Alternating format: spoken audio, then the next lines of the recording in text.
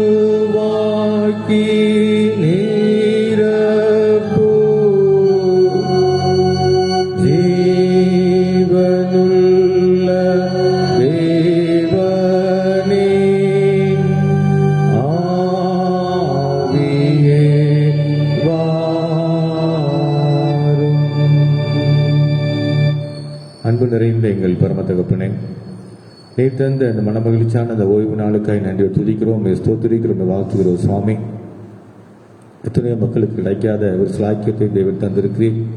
எத்தனையோ மக்கள் ஆண்டவரை கடந்த வாரத்தில் இருந்தவர்கள் இந்த வாரத்தில் இல்லாத சூழலில் கூட ஆண்டவரே எங்கள் மீது இரக்கம் வைத்து, எங்கள் மீது பட்சம் வைத்து, எங்கள் மீது தயவு வைத்து ஆண்டவரை கொடுத்திருக்கிற இந்த புதிய நாளுக்காகவும் ஜீவனுக்காக, சுகத்திற்காக, பலனுக்காக நன்றிகளை எடுக்கிற தகப்பனே, இந்த ஆராதனை முழுவதுமாக இதில் பங்கு பெறுகிற ஒவ்வொரு பிள்ளைகளையும் கண்ணோக்கி பாரும். நன்மைகளால் நிரப்பு சுவாமி. நாங்கள் குறைவுள்ளவர்கள், எங்களை தேடி வந்து மீட்டுக்கொண்ட அதே ஆண்டவர் தாம் இந்நாளிலேயும் இந்த நாட்களிலே, இந்த கொடூரமான ஒரு காலகட்டங்களிலே நோய் நிமித்தமாக படுகிற வேதனை மத்தியில் கூட சுவாமி, நீர் எங்களை இரக்கமாய் வைத்திருக்க கிருபைக்க நன்றிகளை எடுக்கிறோம். ஆராதனையிலே தூய ஆவியானவர் எங்களை முற்றிலுமாய் ஆட்கொள்ளும்படியாக நாங்கள் செபிக்கிறோம். என்னென்ன விதமான நோக்கத்தோடு உடைய பிள்ளைகள் வந்திருக்கிறார்களோ அத்தனை பேருக்கும் ஆண்டவரே நன்மைகளை தரும்படியாக நாங்கள் செபிக்கிறோம். இயேசுவின் நாமத்தில் கேட்கிறோம் நல்ல பிதாவே, ஆமென். நாம் அனைவரும் இணைந்தவாறே 18வது பாமாலையை நாம் பாடுவோம். பாமாலையின் 18வது பாடல். எங்கும் நிறைந்த தெய்வமே, ஏழை அடியார் பணிவாய், துங்கவன் உந்தன் பாதமே, ஸ்தோத்திரிக்கின்றோம் ஏகமாய்.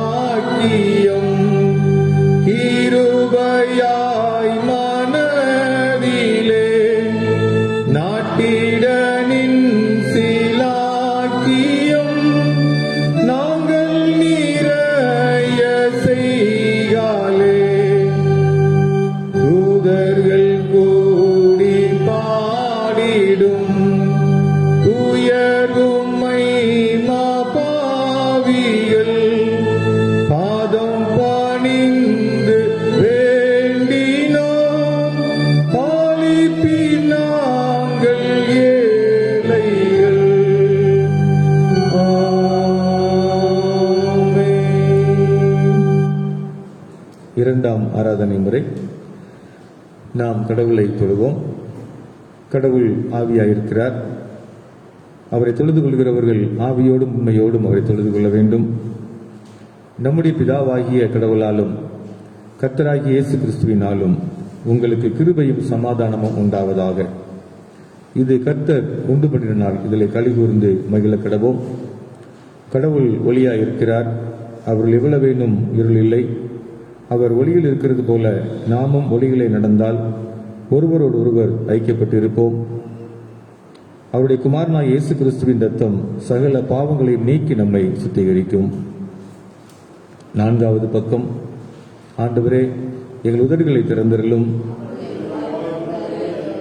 பிதாவுக்கும் குமாரனுக்கும் பரிசுத்த ஆவிக்கும் மகிமை உண்டாவதாக. திரியேக கடவுளை போற்றுதல். சேனைகளின் கடவுளாய் கர்த்தரே, நீர் பரிசுத்தர் பரிசுத்தர் பரிசுத்தர். வானமும் பூமியும் உமது மகிமையால் நிறைந்திருக்கின்றன. உன்னதத்திலே ஓசன்னா.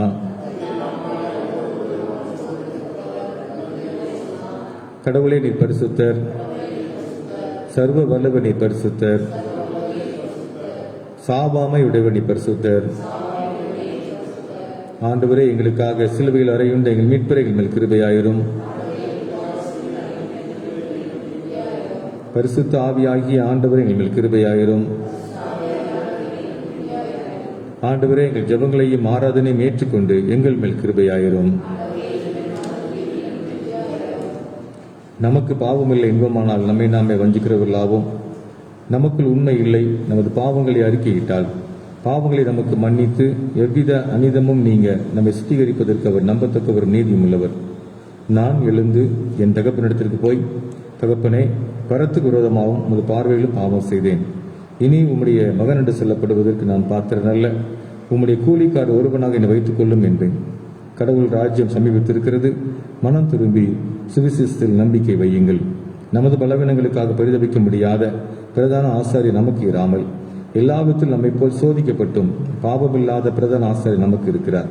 நாம் முழங்கால் படியிட்டு மௌனமாக நம்மை நாமே சோதனை செய்வோம்.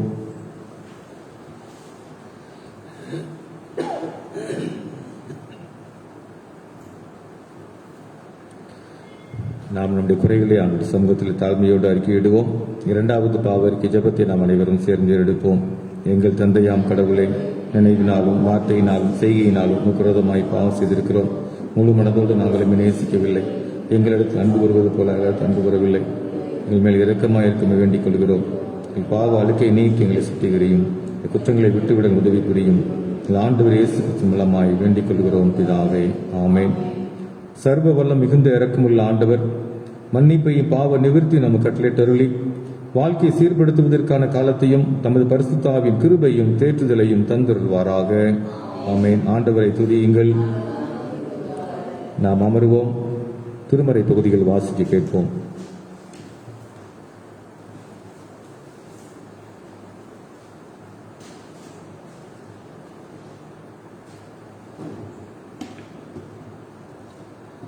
இந்நாளுக்கு என்று வாசிக்க முடியாது தெரிந்து கொள்ளப்பட்ட முதலாம் வேத பாடம் எரேமியா 33ஆம் அதிகாரம் வசனங்கள் 1 முதல் 9 முடிய.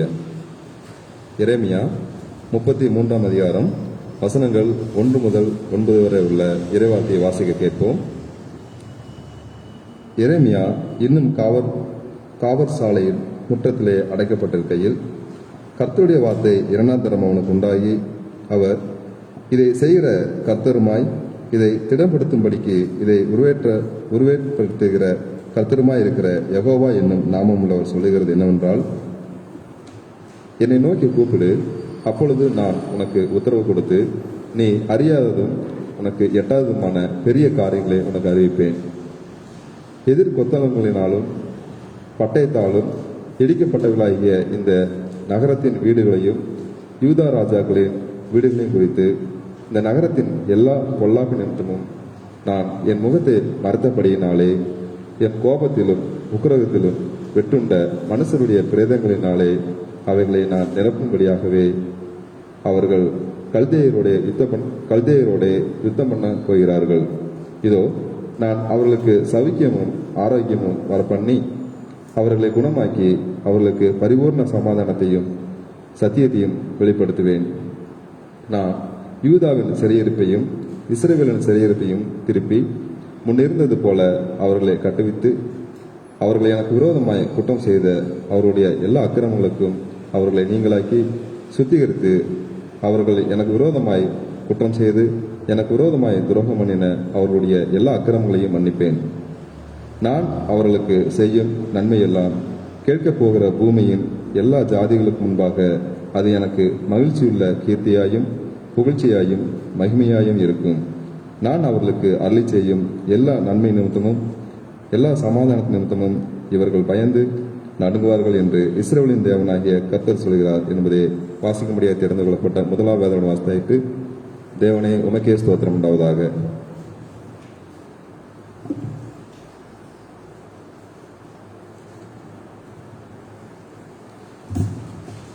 வாசிக்க வேண்டிய இரண்டாம் வேத பாடம் லூக்கா 10:1-9 முடிய. லூக்கா 10:1-9 முடிய. இவைகளுக்கு பின்பு கர்த்தர் வேறொரு 70 பேரையும் நியமித்து நாம் போகும் சகல பட்டணங்களுக்கும் இடங்களுக்கும் அவர்களை தமக்கு முன்பாக 2 பேராக அனுப்பினார். அப்பொழுது அவர் அவர்களை நோக்கி, அறுப்பு மிகுதி, வேலையாட்களோ கொஞ்சம். ஆகையால் அறுப்புக்கு எஜமான் தமது அறுப்பு வேலையாட்களை அனுப்பும்படிக்கு அவரை வேண்டுகொள்ளுங்கள். புறப்பட்டு போங்கள். ஆட்டுக்குட்டிகளை வானாய்களுக்குள்ளே அனுப்புகிறது போல இதோ நான் உங்களை அனுப்புகிறேன். பணப்பையும் சாமான் பையும் பாதரட்சியும் கொண்டு போக வேண்டாம். வழியிலே ஒருவரையும் உணவும் வேண்டாம். ஒரு வீட்டிலே பிரவேசிக்கிற போது இந்த வீட்டுக்கு சமாதானம் உண்டாவதாக என்று முதலாவது சொல்லுங்கள். சமாதான பாத்திரன் அங்கே இருந்தால் நீங்கள் கூறின சமாதானம் அவரிடத்தில் தங்கும். இல்லாதிருந்தால் அது உங்களிடத்துக்கு திரும்பி வரும். அந்த வீட்டில் தானே நீங்கள் தங்கியிருந்து அவர்கள் கொடுக்கிறதை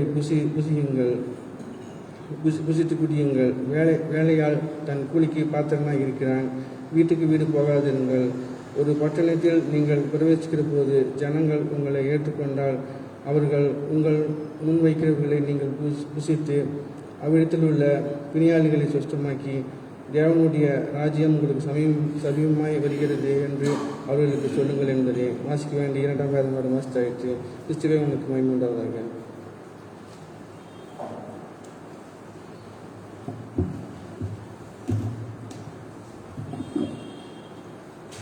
ஜெபம் செய்வோம்.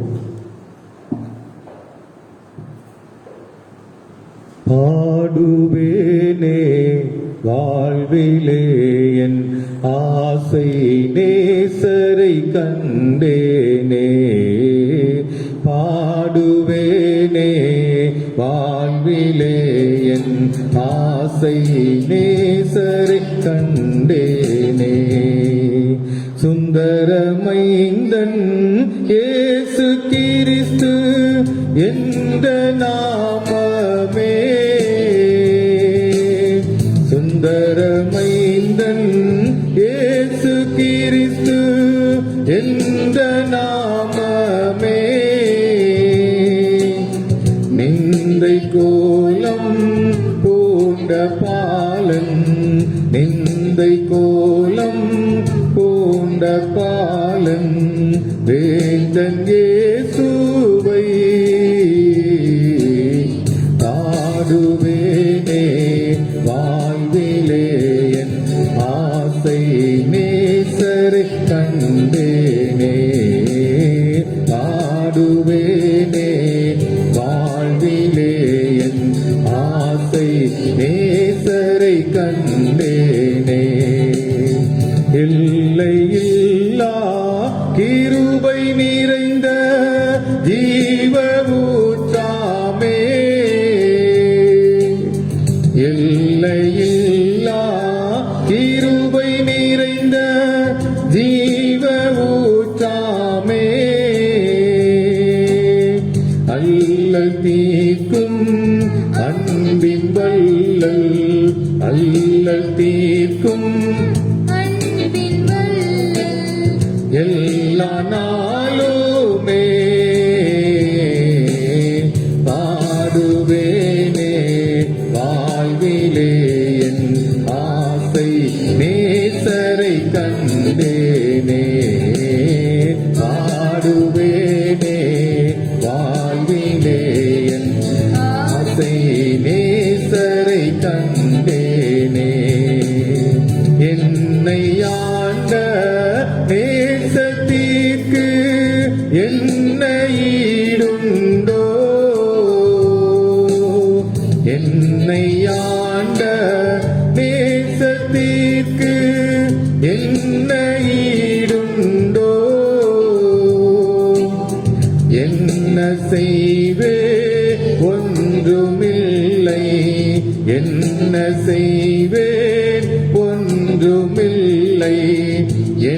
உன்னையே தந்தே பாடுவேனே வாழ்விலே என் ஆசை நேசரை கண்டேனே பாடுவேனே வாழ்விலே என் ஆசை நேசரை கண்டேனே. அன்பு நிறைந்த எங்கள் பரம தகப்பனே, மீண்டுமாக நாங்கள் நன்றிகளை ஏறெடுக்கிறோம் சுவாமி. நாங்கள் நல்லவர்கள் அல்ல, நாங்கள் நிர்மூலமாகாதிருப்பது உம்முடைய சுத்த கிருபை என்று சொல்லி வேதத்தில் பார்க்கிறோம் ஐயா. உண்மையாகவே அந்த நிலையிலே எங்கள் மீது இறக்க பாராட்டுகிறவராக மீண்டுமாக ஒரு நாளையும் ஒரு நேரத்தையும் ஒரு ஆராதனை வேலையும் தந்திருக்கிற நம்முடைய மேலான கிருபைகளுக்கு நன்றிகளை எடுக்கிறோம். நாங்கள் இந்நாளில் இவர்களை தியானித்து அவர்கள் சொந்தமாக்கி கொண்டு தொடர்ந்து நாங்கள் இந்த உலக வாழ்க்கையிலே உமக்கென்று வாழ கிருபை தாரும். பார்த்து கொண்டிருக்கிற ஒவ்வொருவருடைய உள்ளத்தையும் ஒரே ஆவியானவர் முற்றிலுமாய் என் ஆட்கொள்ளும்படியா நான் ஜெபிக்கிறோம். இயேசுவின் நாமத்தில் கேட்கிறோம் நல்ல பிதாவே, ஆமென். ஆண்டவர் மீன்பெரும் ஆகிய இயேசு கிறிஸ்துவின் இனிய பெயரிலே இந்த நாளிலே இந்த காணொலி நிகழ்ச்சியின் வாயிலாக அதை பார்த்து கொண்டிருக்கிற அனைவருக்கும் திருச்சபையின் சார்பாக உங்கள் அன்போடு கூட நாங்கள் வாழ்த்தி வரவேற்கிறோம். ஆண்டவர் உங்களை ஆசீர்வதிப்பாராக. வாசிக்க கேட்ட முதலாம் வேத பகுதி எரேமியாவின் புத்தகம் 33ஆம் அதிகாரத்திலே 6ஆம் வசனத்தை வாசிக்கின்ற பொழுது இஸ்ரவேல் மக்களை மீண்டுமாக ஆண்டவர் உருவாக்குகிற ஒரு சூழலிலே அவர் கொடுத்திருக்கிற ஒரு வாக்குத்தத்தமான ஒரு வார்த்தை தான் இந்த வார்த்தை. இன்றைய காலகட்டத்திற்கும் இது பொருத்தமான ஒரு வார்த்தை என்று சொல்லி நான் நினைக்கிறேன்.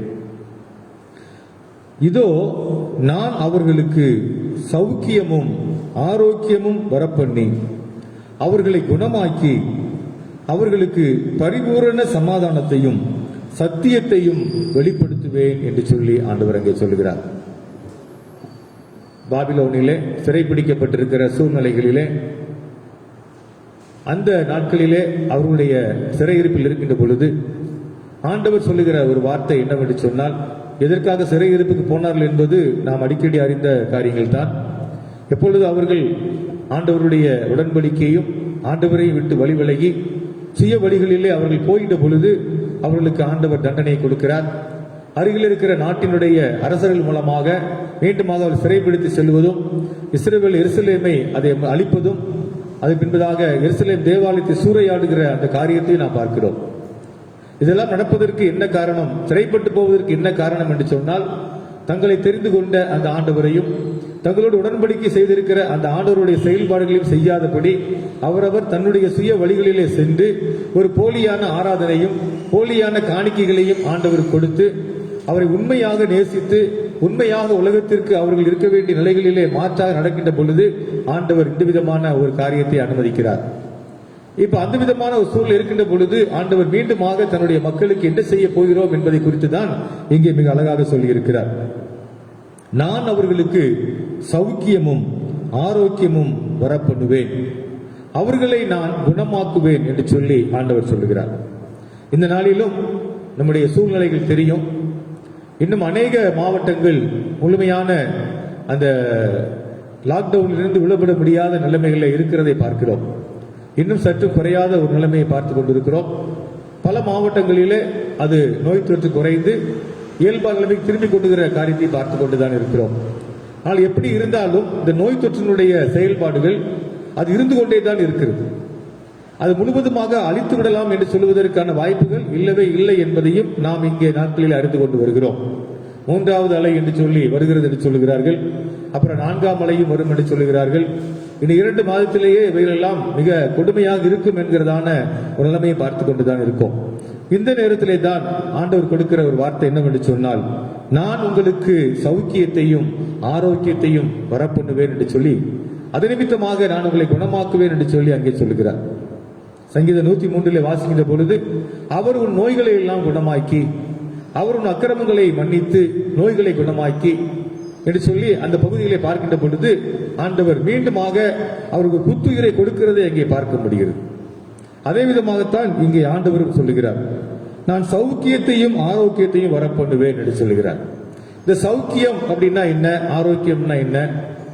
ஒரு மனிதன் அப்படின்னு சொல்லுகின்ற பொழுது அந்த மனிதன் உள்ள உடலிலே 4 விதமான பொருட்கள் இருக்கிறது. அதை ஒரு இடத்துல சொல்லுகின்ற பொழுது சொல்லுவாரு, யோபுல வாசிக்கின்ற பொழுது,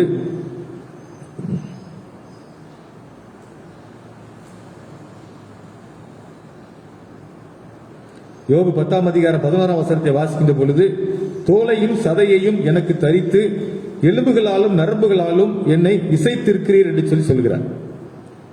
யோபு 10:11 தோலையும் சதையையும் எனக்கு தரித்து எலும்புகளாலும் நரம்புகளாலும் என்னை இணைத்திருக்கிறீர் அப்படின்னு சொன்னா, ஒரு மனிதன் அப்படின்னு சொல்லுகின்ற பொழுது அவனுக்கு சதை இருக்குது, அதுக்கு மேல தோல் இருக்குது, அப்புறம் நரம்புகள் இருக்கிறது, அங்கே எலும்புகளும் இருக்கிறது. இதையெல்லாம் இணைக்கிறது தான் ஒரு மனிதன் என்று சொல்லி வேதத்தில் நாம் இங்கே பார்க்க முடிகிறது. இப்ப இந்த சௌக்கியமும் ஆரோக்கியமும் எங்கே தேவைப்படுகிறது, எப்படி இல்லாமல் போயிருக்கிறது என்று பார்க்கின்ற பொழுதுதான் சங்கீதம் 38:3 வாசிக்கின்ற பொழுது அவர் சொல்லுகிறார், உமது கோபத்தினால் என் மாம்சத்தில் ஆரோக்கியம் இல்லை, என் பாவத்தினால் என் எலும்புகளில் சௌக்கியம் இல்லை என்று சொல்லுகிறார். இதனுடைய கொஞ்சம் புரிந்து கொள்வதற்காக எடுப்போம் என்று சொன்னால், இந்த சௌக்கியம் எங்கே இருக்கிறது, இந்த ஆரோக்கியம் எங்கே இருக்கிறது, அதைத்தான் இங்கே தெளிவாக சொல்லுகிறார் சங்கீதக்காரன். உமது கோபத்தினால் என் மாம்சத்தில் ஆரோக்கியம் இல்லை, உமது கோபத்தினால் என்று சொல்லி அந்த பேதத்தை பார்க்க முடிகிறது. அதே போல என் பாவத்தினால் என் எலும்புகளில் சௌக்கியம் இல்லை. இப்ப அந்த எலும்பு இல்லாம சரீரம் இருக்க முடியாது, சதை இல்லாமலும் சரீரம் இருக்க முடியாது. ஆக ஒரு ஒட்டுமொத்த மனிதனுடைய சரீரம் என்று சொல்லுகின்ற பொழுது 4 உட்பொருளை அடக்கியது. இதுல மிகவும் முக்கியமானது என்னவென்று சொன்னால், இந்த எலும்புகளும் சதைகளும் மிக முக்கியமானது. ஆனா இங்க தாவீது சொல்லுகிறார், உமது கோபத்தினாலே என்று சொல்லுகிறார். அப்ப அவருடைய கோபம் எதற்காக என்மேல் வந்திருக்கிறது? அந்த கோபம் வருகின்ற பொழுது அவர் நம்மை வாதிக்கிறார். ஒருவேளை இன்னைக்கு சொல்லுவாங்க, ஆண்டவர் அன்புள்ளவர், அவர் நல்லவர், அவர் 7 தரம் இல்ல 70,000 தரம் கூட மன்னிக்கிறவர் அப்படின்னு சொல்லி சப்ப கட்டி இன்னைக்கு எல்லா மக்களையும் தவறிலிருந்து வெளியே வராதபடிக்கு அதை தவறோடு கூட பாவத்தோடு கூட வாழ்ந்து கொண்டே பரிசுத்தத்தை போல நடிக்கின்ற அல்லது பணம் வசூலிக்கின்றதான ஒரு கிருபை என்ற வார்த்தை சொல்லிக் கொண்டிருக்கிற ஒரு நிலைமையை பார்க்கிறோம். ஆனால் அப்படி அல்ல. உண்மையாகவே ஆண்டவருடைய பிள்ளைகள் என்று சொல்லி உடன்படிக்கை செய்திருக்கிற நாம் அவருடைய வழிகளை விட்டு தவறி போகின்ற பொழுது அவர் கோபப்படுகிற ஆண்டவராய் இருக்கிறார் என்பதை பழைய ஏற்பாட்டிலேயும் பார்க்க முடியும், புதிய ஏற்பாட்டிலேயும் பார்க்க முடியும். ஆண்டவராய் இயேசு கிறிஸ்து இறுதி பவனி வருகின்ற பொழுது ஆலயத்திற்குள்ளே செல்கிறார். ஆலயத்தை பார்க்கின்ற பொழுது அது ஜெப வீடாக அல்ல, அது வியாபார கூடாரமாக மாறி இருக்கிறது. ஆகவே அங்கு யாரையாவது பெரியவர்களை அழைத்து இது ஏன் நடக்கிறது என்று சொல்லியெல்லாம் ஆண்டவருக்கு கேள்வி கேட்கவில்லை. மாறாக அவர் செய்தது என்னவென்று சொன்னால், ஒரு சாட்டையை உண்டு பண்ணினார். அந்த சாட்டையை எடுத்து அவர் சுற்றி இருக்கிற எல்லா கடைகளையும் காசுக்காரருடைய பலகைகளையும் அடித்து எல்லாவற்றையும் துரத்தி விட்டு, இது என்னுடைய வீடு, அது ஜெப வீடு என்று சொல்லி ஆண்டவர் அங்கே அதை எடுத்துக்கொள்கிறதை அங்கே பார்க்க முடிகிறது. ஆகவே முற்றிலுமாக ஆண்டவர் அன்புள்ளவர், இரக்கமுள்ளவர், மன்னிக்கிறவர், 7 தரம் என்று சொல்லுகிற அந்த நிலைகளுக்கெல்லாம் ஒரு குறிப்பிட்ட நிலைகள் தான், காலங்கள் உண்டு, வரையறைகள் உண்டு. ஆனால் எல்லாவற்றிலேயும் மன்னித்துக் கொண்டே இருப்பார் என்பதற்கு அங்கே இடமே இல்லவே இல்லை. ஆகவே எந்தெந்த இடம் எதற்காக பயன்படுத்தப்பட வேண்டுமோ அது அந்தந்த இடத்தை விட்டு தவறி போகின்ற பொழுது அதை சரி செய்வதிலே ஆண்டவர் கோபம் உள்ளவராக இருக்கிறார் என்பதை பார்த்துக் கொள்ள வேண்டும். இன்னைக்கு அதை பற்றி யாரும் பேசுறது இல்லை. எப்ப பார்த்தாலும் இரக்கம் பண்ற ஆண்டவர் தான், அவர் கிருபை உள்ள ஆண்டவர் தான், நீ என்ன வேணாலும் பண்ணிக்கலாம், உன்னை அவர் மன்னிச்சிருவாரு, உனக்கு பரலோகம் கொடுத்துருவாரு. இந்த மாதிரி ஒரு புரட்டு காரியங்களை எல்லாம் நாம் இங்கே பார்க்க வேண்டிய அவசியம் இல்லை. ஆகவே இங்கே தாவீது சொல்லுகிறார், உமது கோபத்தினாலே என்னுடைய மாம்சத்திலே ஆரோக்கியம் இல்லை என்று சொல்லுகிறார். உண்மைதான், மாம்சத்தில் ஆரோக்கியம் இல்லை. நம்ம உடம்புல இருக்கிற ஒவ்வொரு சரீரத்தில் இருக்கக்கூடிய இந்த சதைகளை பார்த்தீர்கள் என்று சொன்னால், ஒரு சின்ன அந்த கை விரல்ல இதுலயே கிட்டத்தட்ட சின்ன சின்ன பிட்டா ஒரு சின்ன விரல்ல பார்த்தோம்னு சொன்னா அதுல ஒரு 10-15க்கு மேல சதைகள் இருக்கிறது. நமக்கு தெரியாது அது. அதே மாதிரி கால் விரல்களிலையும் பாத்தீங்கன்னு சொன்னா சின்ன சின்ன பீஸாக அது இணைக்கப்பட்டு இருக்கிறது. நீங்க எங்கேயாவது பைக்லயோ அல்லது வேற ஏதோ கீழே விழுந்து அந்த கால் லேசா பிசைட்டுன்னு சொல்லிட்டு வச்சுங்களேன், அந்த இடத்துல அந்த தசையில் இருக்கக்கூடிய ஒரு தசை கொஞ்சம் மேல ஏறிட்டுனா உங்களால காலை கீழே பதிச்சு நடக்க முடியாது. இந்த மாதிரி நான் சில நேரங்களை அனுபவிச்சிருக்கிறேன். சைக்கிள்ல போய் கீழே விழுந்து ஒரு விரல் மட்டும் அப்படியே வலி எடுத்துட்டே இருக்கும், லேசா தூக்குற மாதிரியே இருக்கும். அது ஒரு முறை ஒரு வைத்தியத்தை போய் காட்டினேன். டாக்டர்கிட்ட போனா ஊசி போடுவாங்க, ஆயின்மெண்ட் கொடுப்பாங்க. அது ஒரு மர்ம வைத்தியத்தை போய் பார்க்கின்ற பொழுது அவங்க என்ன செஞ்சாங்கன்னா, அந்த காலை கையில எடுத்து ஒரு அமுத்தினார், அப்படியே படக்கு சத்தம் வந்தது, அவ்வளவுதான், வலி நின்று போச்சு. என்னங்க அப்படின்னு கேட்டா சொல்றாரு, இந்த இடத்துக்குள்ள ஒரு 15 சதைகள் இருக்குது, சின்ன சின்ன பீட்டா பீஸா இருக்கும். அது ஒண்ணு மேல ஏறினாலும் என்ன செய்யாது, திரும்ப அது அப்படியே நின்னுக்கும். அதை பிரஸ் பண்ணி விட்டா தான் அந்த வலி சரியாகும் சொல்லி சொன்னாங்க. அதுதான் உண்மை. இன்னைக்கு நம்ம சரீரத்தில் அதே விதமாக உறுப்புகளிலே ஆங்காங்கே இருக்கிற சதைகள், ஒரு சதை கொஞ்சம் விலகிட்டுனா கூட அந்த வலி இருந்துகிட்டு தான் இருக்கும். அப்ப என்னுடைய மாம்சத்திலே எனக்கு என்ன இல்லைன்னா ஆரோக்கியம் இல்லை. நான் என்ன செய்யறேன், வலியோடு வேதனையோடு கூட வாழ்ந்து கொண்டிருக்கிறேன் என்று சொல்லி அங்கே சொல்லுகிறார். இன்னைக்கு நிறைய பேருக்கு இந்த வலி இருக்கும். இடுப்பு வலி இருக்குது, நெஞ்சு வலி இருக்குது, தோள்பட்ட வலி இருக்குது, தலைவலி இருக்குது. கால்களில் பாத்தீங்கன்னா இந்த பக்கம் தசை வலிக்குது அப்படின்னு சொல்லுவாங்க, அப்ப இந்த பக்கம் வலிக்குது சொல்லுவாங்க. ஒரு நரம்பு ஒரு எலும்புகள் இடையில வந்து மாட்டிக்கிச்சுன்னு சொன்னா அந்த நரம்பு எங்கெல்லாம் சதைக்குள்ள போகுதோ அந்த இடமெல்லாம் ரத்த ஓட்டம் இல்லாம அப்படியே வலி எடுத்து அசைக்க முடியாம ஆகிரும். இதெல்லாம் பார்க்கின்ற பொழுது நான் இப்ப நல்ல ஒரு சுயாதீனமா செயல்படக்கூடிய நிலைகளில, என்னுடைய மாம்சம் என்னோடு கூட இணைந்து செயல்படக்கூடிய நிலைகளிலே இப்பொழுது எனக்குள்ளே ஆரோக்கியம் இல்லை. உமது கோபத்தினாலே ஆரோக்கியம் இல்லை. இன்னைக்குதான் வியாதிகளை டாக்டரே உருவாக்குறாங்க, அதுக்கு மருந்து டாக்டர்களே கொடுக்கறாங்க. எல்லாம் பிசினஸ் ஆகி போச்சு. அந்த மாதிரி ஒரு சூழ்நிலை வாழ்ந்து கொண்டிருக்கிறோம். அன்னைக்கு சொல்லுகிறார், என்னுடைய மாம்சத்திலே ஆரோக்கியம் இல்லை. தலைவலி வந்தால் தாங்க முடியாது, பல்லு வலி வந்தால் தாங்க முடியாது, கையில ஒரு சின்ன வலி வந்தாலும் தாங்க முடியாது. உடனே நம்ம என்ன செய்வோம், ஐயோ வலிக்குதே வலிக்குதேன்னு கத்திக்கிட்டு தான் இருப்போம். அப்ப என்னுடைய மாம்சத்திலே ஆரோக்கியம் இல்லை என்று சொல்லி அங்கே சொல்லுகிறார். இரண்டாவதாக நாம் பார்ப்போம் என்று சொன்னால், என் எலும்புகளில் சௌக்கியம் இல்லை என்று சொல்லுகிறார். என் எலும்புகளில் சௌக்கியம் இல்லை. பொதுவா இந்த சௌக்கியம் அப்படின்னு என்ன கேட்டனா, சுகமா இருக்கீங்களா அல்லது வசதியா இருக்கீங்களா, உங்களுடைய தேவைகள் சந்திக்கப்பட்டு நீங்க அந்த அந்த வாழ்வியல் சார்ந்த நிலைகளிலே வசதியாய் வாழ்கிறீர்களா, சௌகரியம் சொல்லுவோம்.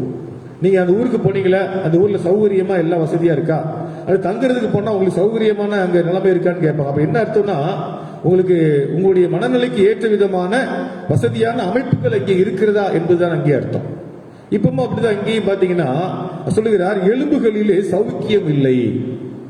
இன்னைக்கு இந்த எலும்பு அப்படின்னு சொல்லி பார்க்கின்ற பொழுது அந்த எலும்புகளுக்குள்ள அது சரியா செயல்படணும், அது வந்து ஸ்ட்ராங்கா இருக்கணும் அப்படின்னு சொன்னா அதுக்குள்ள ஊன் அப்படின்னு ஒண்ணு இருக்குது. பெரும்பாலும் இன்னைக்கு ஞாயிற்றுக்கிழமை எல்லாரும் காலையில போயிருப்பீங்க, அல்ல இனிமேல் தான் போக போறீங்க. கடைக்கு போய் ஆட்டுக்கறி கேட்பீங்க, அல்ல சொல்லுவீங்க நல்லி எலும்பு போடியா அப்படின்னு கேட்பீங்க. ஏன்னா அதுக்குள்ள என்ன இருக்கும், அந்த ஊன் இருக்கும். அதை வாங்கிட்டு வந்து வீட்டில் வந்து அப்படியே சமையல் செஞ்சதுக்கு அப்புறம் சாப்பிட்டு ஊறிவோம். வரலன்னு சொன்னா சுத்தியில வச்சு ஒரு அடி அடிச்சு அதை ரெண்டா பிச்சு எப்படியாவது அடிச்சு உள்ள இருக்கிறத நம்ம சாப்பிட்டாகும். அந்த ஊன் வந்து அந்த எலும்புக்குள்ள இல்லைன்னு சொன்னா, ஒருவேளை காய்ந்து போய்விட்டது என்று சொல்லி சொன்னாலும் கூட அந்த எலும்புகள் என்ன செய்யாது, வேலை செய்யாது. ஆனா என்ன ஆயிரும், அந்த எலும்புகள் வந்து வெயிட் ஆயிரும். இப்போ மாம்சமே நல்லா இருந்தா கூட, சரீரம் நல்லா இருந்தா கூட ஒரு நாள் தூக்கிட்டு நடக்கவே முடியாது. அந்த மாதிரியான ஒரு சூழ்நிலைகளில அதே மாதிரி இந்த எலும்புகள் வந்து நம்முடைய சரீரத்தில் ஒட்டப்பட்டு இருந்தாலும் கூட அது நம்முடைய சதையோடு கூட இணைந்து இசைந்து செல்லக்கூடிய நிலைகளிலே இருக்க வேண்டும். ஒருவேளை அந்த எலும்பு சுற்றிலும் அந்த சதை வந்து காஞ்சிட்டுன்னு சொன்னா காலை அசைக்கவே முடியாது. அப்ப இந்த எலும்புகள் சொல்லுவார்கள் இல்லையா, நினமுள்ளது ஆக்குவேன் என்று சொல்லுகிற நிலையை பார்க்கிறோம். அப்ப இந்த எலும்புகள் வந்து நல்ல ஸ்ட்ராங்கா இருக்கணும் அப்படின்னு சொன்னா அதுக்குள்ள என்ன இருக்கணும்னா அந்த நினம் இருக்க வேண்டும். அந்த நினம் இருந்தால் தான் என்ன செய்ய முடியுங்க, அந்த எலும்பு ஸ்ட்ராங்கா இருக்கும். ஒரு 4 வருடத்துக்கு முன்பதாக ஒரு தெரிந்த ஒரு குடும்பத்திலே அவருடைய தாயார், அவருக்கு முழுவதுமாக எந்திரிச்சு நடக்க முடியாது. அப்ப அவங்க மருத்துவமனைக்கு போறாங்க. அவங்க டெஸ்ட் பண்ணி பார்த்ததுல சொல்றாங்க, இந்த உள்ள இருக்கிற அந்த எலும்புக்குள்ள இருக்கிற அந்த நினமெல்லாம் காஞ்சி போயிடுச்சு, அது சரி பண்றதுக்கு ரொம்ப கஷ்டம் அப்படின்னு சொல்லிட்டு கிட்டத்தட்ட ஒரு ஊசி 15,000 25,000 அப்படிங்கிற மாதிரி சொல்லி 4 லட்சம் ரூபாய் செலவு பண்ணியாச்சு. இருந்தாலும் என்ன இல்லை, கொஞ்சம் கூட ஒரு டெவலப்மெண்ட்டும் கிடையாது. அவங்க சொல்லுவாங்க, நாங்களாம் ஜெபம் பண்ணுவோம். அப்புறம் வேற ஒரு ஜெப கூட்டத்துக்கு எடுத்துட்டு போய் அவங்கள வச்சிருந்த பொழுது ஒரே நாள்ல சரியாயிட்டாங்க. எவ்வளவு பெரிய ஆச்சரியம் பாருங்களேன். அப்ப அந்த நினம் அப்படிங்கிறது அது இல்லைன்னு சொன்னா என்ன செய்யாதுங்க, அந்த எலும்புகள் வேலை செய்யாது. அதை சுற்றி இருக்கிற சதைகளும் காய்ந்து போய் அந்த சதைகளும் அந்த எலும்புகளும் தனித்தனியாக வந்துவிடுமே என்று சொன்னால் அது என்ன ஆயிருங்க, நம்முடைய வாழ்க்கைக்கு அது சௌகரியமாக இருக்காது. அந்தந்த எலும்பு அந்தந்த இடத்துல இருக்கணும். அது கொஞ்சம் இடமாட்ட கூட என்ன ஆயிருங்க, நமக்கு அது ஒத்தே வராது, வலி எடுத்துக்கிட்டே தான் இருக்கும். ஒரு சின்ன சாதாரண அடிபட்ட உடனே அதுல ஒரு கீறல் பட்டுட்டுனா உடனே வீங்கிருது, அப்படியே ரத்த ஓட்டமெல்லாம் வெளியே வந்துருது. அப்ப என்ன செய்ய முடியல, நம்மளுடைய விருப்பப்படி எல்லாம் நம்ம வெளியே போறதுக்கோ வர்றதுக்கோ செயல்படுவதற்கோ அது எலும்புகள் ஒரு முட்டுக்கட்டையாக மாறிவிடுகிறது. அதாங்க சொல்றாரு, என் எலும்புகளிலே சௌக்கியம் இல்லை. அந்த எலும்புகளில் என்ன இல்லை, அது என்னுடைய விருப்பத்துக்கு தகுந்த மாதிரி நான் செயல்படுறதுக்காக அது என்னோடு இசைந்து வரவில்லை என்று சொல்லி அங்கே சொல்லுகிறார்.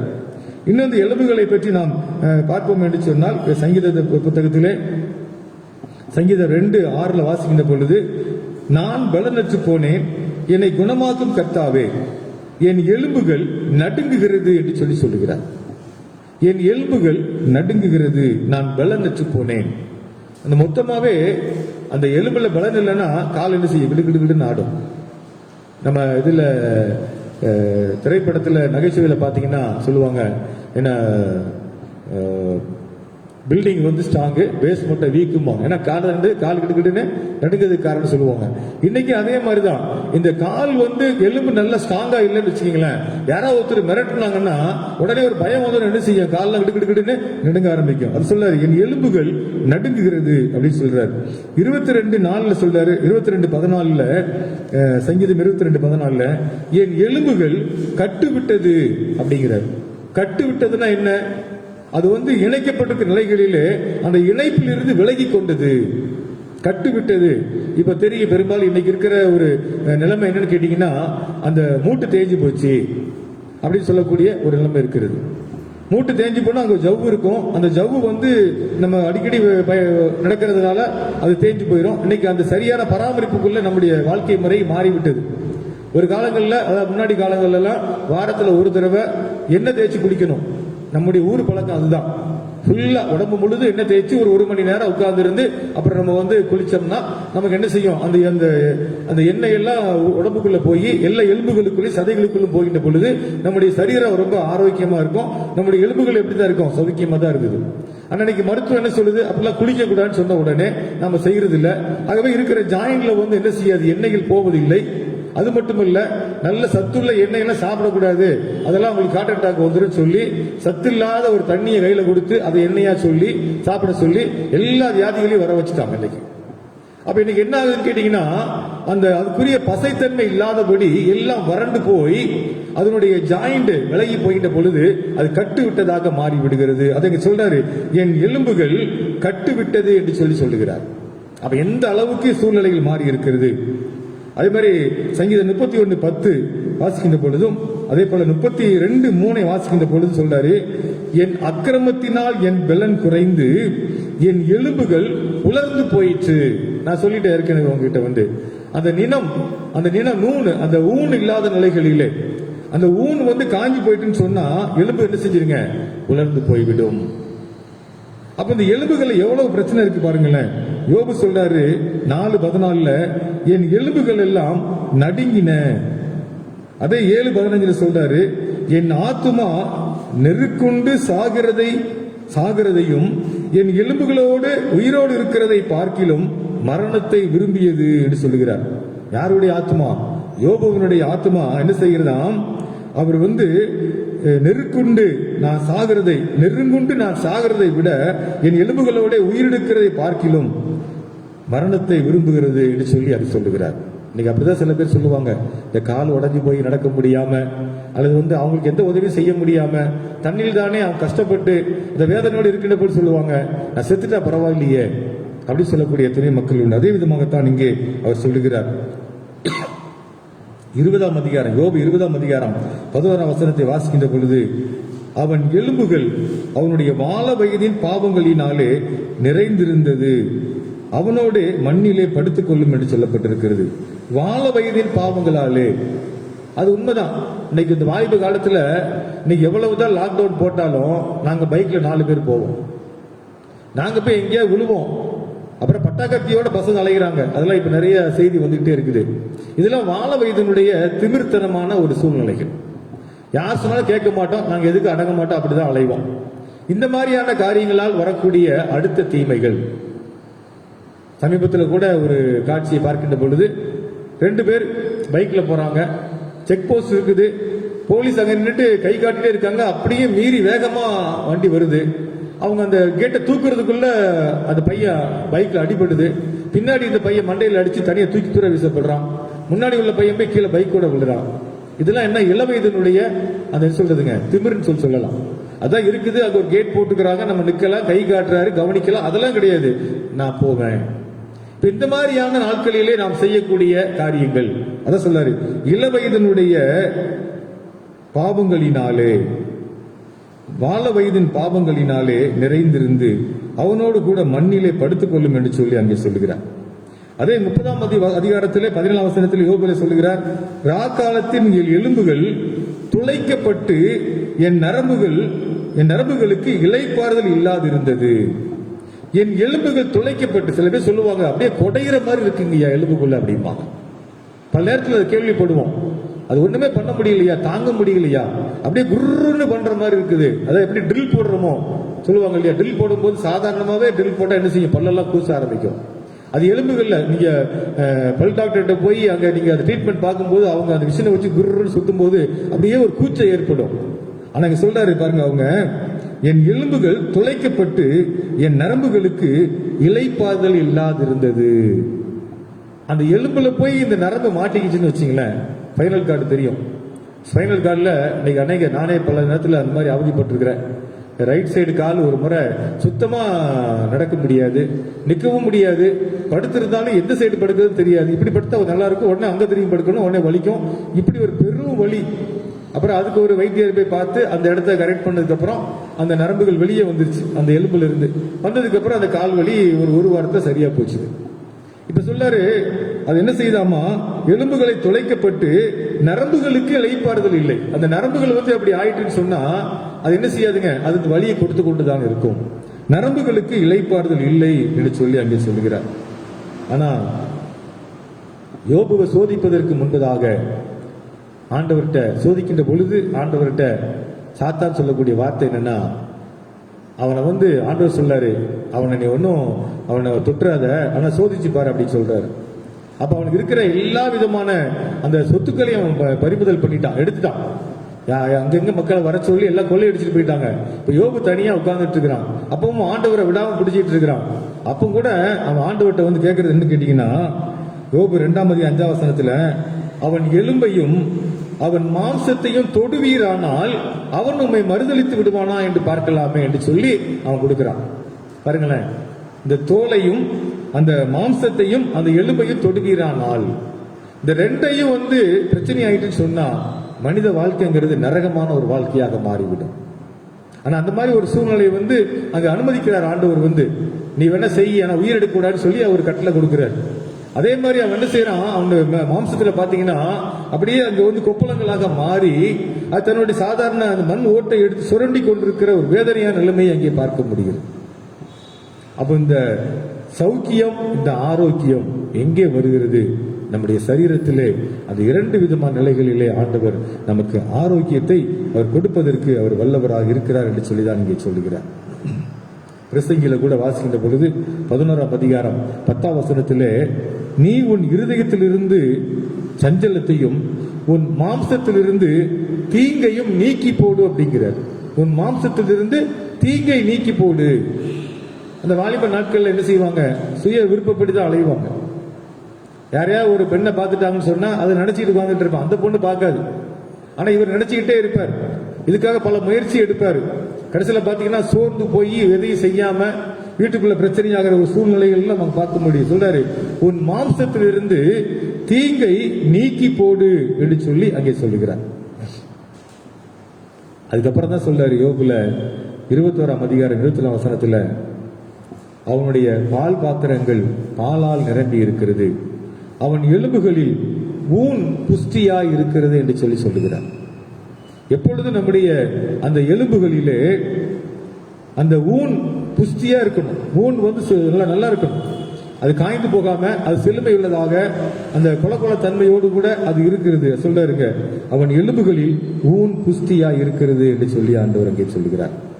ஏசாயா 58:11 பாத்தீங்கன்னா கூட, கர்த்தர் நித்தமும் உன்னை நடத்தி மகா வறட்சியான காலங்களில் உன் ஆத்மாவை திருப்தியாக்கி உன் எலும்புகளை நினமுள்ளதாக்குவார் சொல்லியிருக்கிறார். உன் எலும்புகளை நினமுள்ளதாக்குவார். ஆண்டவர் சொல்றது அதுதான். உங்களுக்கு ஆரோக்கியமும் சௌக்கியமும் வரப்பண்ணுவேன் என்று சொல்லி ஆண்டவர் சொல்லுகிறார். ஒருவேளை இதை பார்த்து கொண்டிருக்கிற எத்தனையோ பேருக்கு இந்த பிரச்சனைகள் உண்டு. எனக்கும் கூட உண்டு. சில நேரங்களில் சரீரத்தில் மாம்சத்தில் ஒரு பலவீனம் வருதும், ஒரு சில நேரத்தில் எலும்புகள் நிமித்தமாக பலவீனம் வருகிறதா இருக்கிறதா செய்கிறது. இருந்தாலும் ஆண்டவர் சொல்லுகிற வார்த்தை என்னவென்று சொன்னால், நான் உங்களை குணமாக்குவேன் என்று சொல்லி ஆண்டவர் சொல்லுகிறார். நம்ம எது நிமித்தமோ நமக்கு இந்த பாடுகள் வந்திருக்கலாம். இன்னைக்கு தொடர்ந்து வரக்கூடிய இந்த கொரோனா நோயினுடைய நிலைமையை பார்க்கின்ற பொழுது இதை ஒருவேளை மற்றவர்கள் சாதாரணமாக எடுத்துக்கொள்ளலாம். அது இயல்பாக ஒரு 100 வருடத்துக்கு ஒரு முறை வருகிறதான வியாதிதான் என்று எடுத்துக்கொண்டிருக்கலாம். ஆனால் நாம் அப்படி நினைப்பதில்லை. இன்னைக்கு கிறிஸ்தவர்கள் கூட அப்படி நினைத்துக் கொண்டிருக்கிறார்கள். இதெல்லாம் எப்போது வர்றது, இதுவும் கடந்து போகும். அது உண்மையை கடந்து போகத்தான் செய்யுது. ஆனால் இது எதற்காக வந்திருக்கிறது, ஏன் நிலைநிறுத்திக் கொண்டிருக்கிறது, எத்தனை பேர் எவ்வளவு அழுது ஜெபித்தாலும் இதனுடைய காரியங்கள் இன்னும் முடியாமல் இருக்கிறது என்று சொல்லி சொன்னால், இது கடவுளுடைய நியாய தீர்ப்பு. கடைசி காலங்களிலே ஒருவேளை கிறிஸ்தவ மார்க்கம் என்பதல்ல, எல்லா மதங்களிலும் இந்த போலிகள் மிஞ்சி விட்டார்கள். சமீப காலமா வரக்கூடிய செய்தி அதுதான். பாபா அப்படிங்கிற ஒருத்தர் பாலியல் பலாத்காரத்தினால இப்ப அவர் என்ன செய்யப்பட்டிருக்கிறார். அவர் மேல இப்ப வழக்கு தொடக்கப்பட்டு அவர் மேல ஏகப்பட்ட புகார்கள் வந்து கொண்டே இருக்கிறது. ஒரு கல்விச்சாலை என்று சொன்னால் கல்விச்சாலையிலே ஆசிரியர்கள் அல்லாதபடி அங்கே அவர்கள் பாலியல் பிரச்சனைகளை உண்டு பண்ணி எத்தனையோ பிள்ளைகள் பாதிக்கப்பட்டிருக்கான்னு சொல்ல வருகிறது. அப்ப எதெல்லாம் எதற்காக உருவாக்கப்பட்டு எதற்காக வந்திருக்கிறதோ, அதாவது தன்னுடைய நிலையில் இருந்து மாறி அது முற்றிலுமாக இன்னைக்கு அநேகர் சொல்லக்கூடிய நம்முடைய கிறிஸ்தவர் சொல்லக்கூடிய ஒரு வாழ்க்கை வார்த்தைன்னு கேட்டீங்கன்னா, அது புறையோடி போச்சுங்க. புறையோடி போச்சு. என்ன பண்றது? அதை சரி பண்றதுக்கு தான் உன்னை வச்சிருக்கிறாரு கடவுள். புறையோடி போச்சு சொல்றதுக்கு நீ எதுக்கு வந்து பொறுப்புல உட்காரணும்? அதுக்கு வேற யாராவது உட்கார்ந்துட்டு போயிடலாமே. இன்னைக்கு தமிழக அரசு, புதிதாக அமைக்கப்பட்ட அரசு எல்லாவற்றும் தீவிரமாக போய் கொண்டிருக்கிறார்கள்.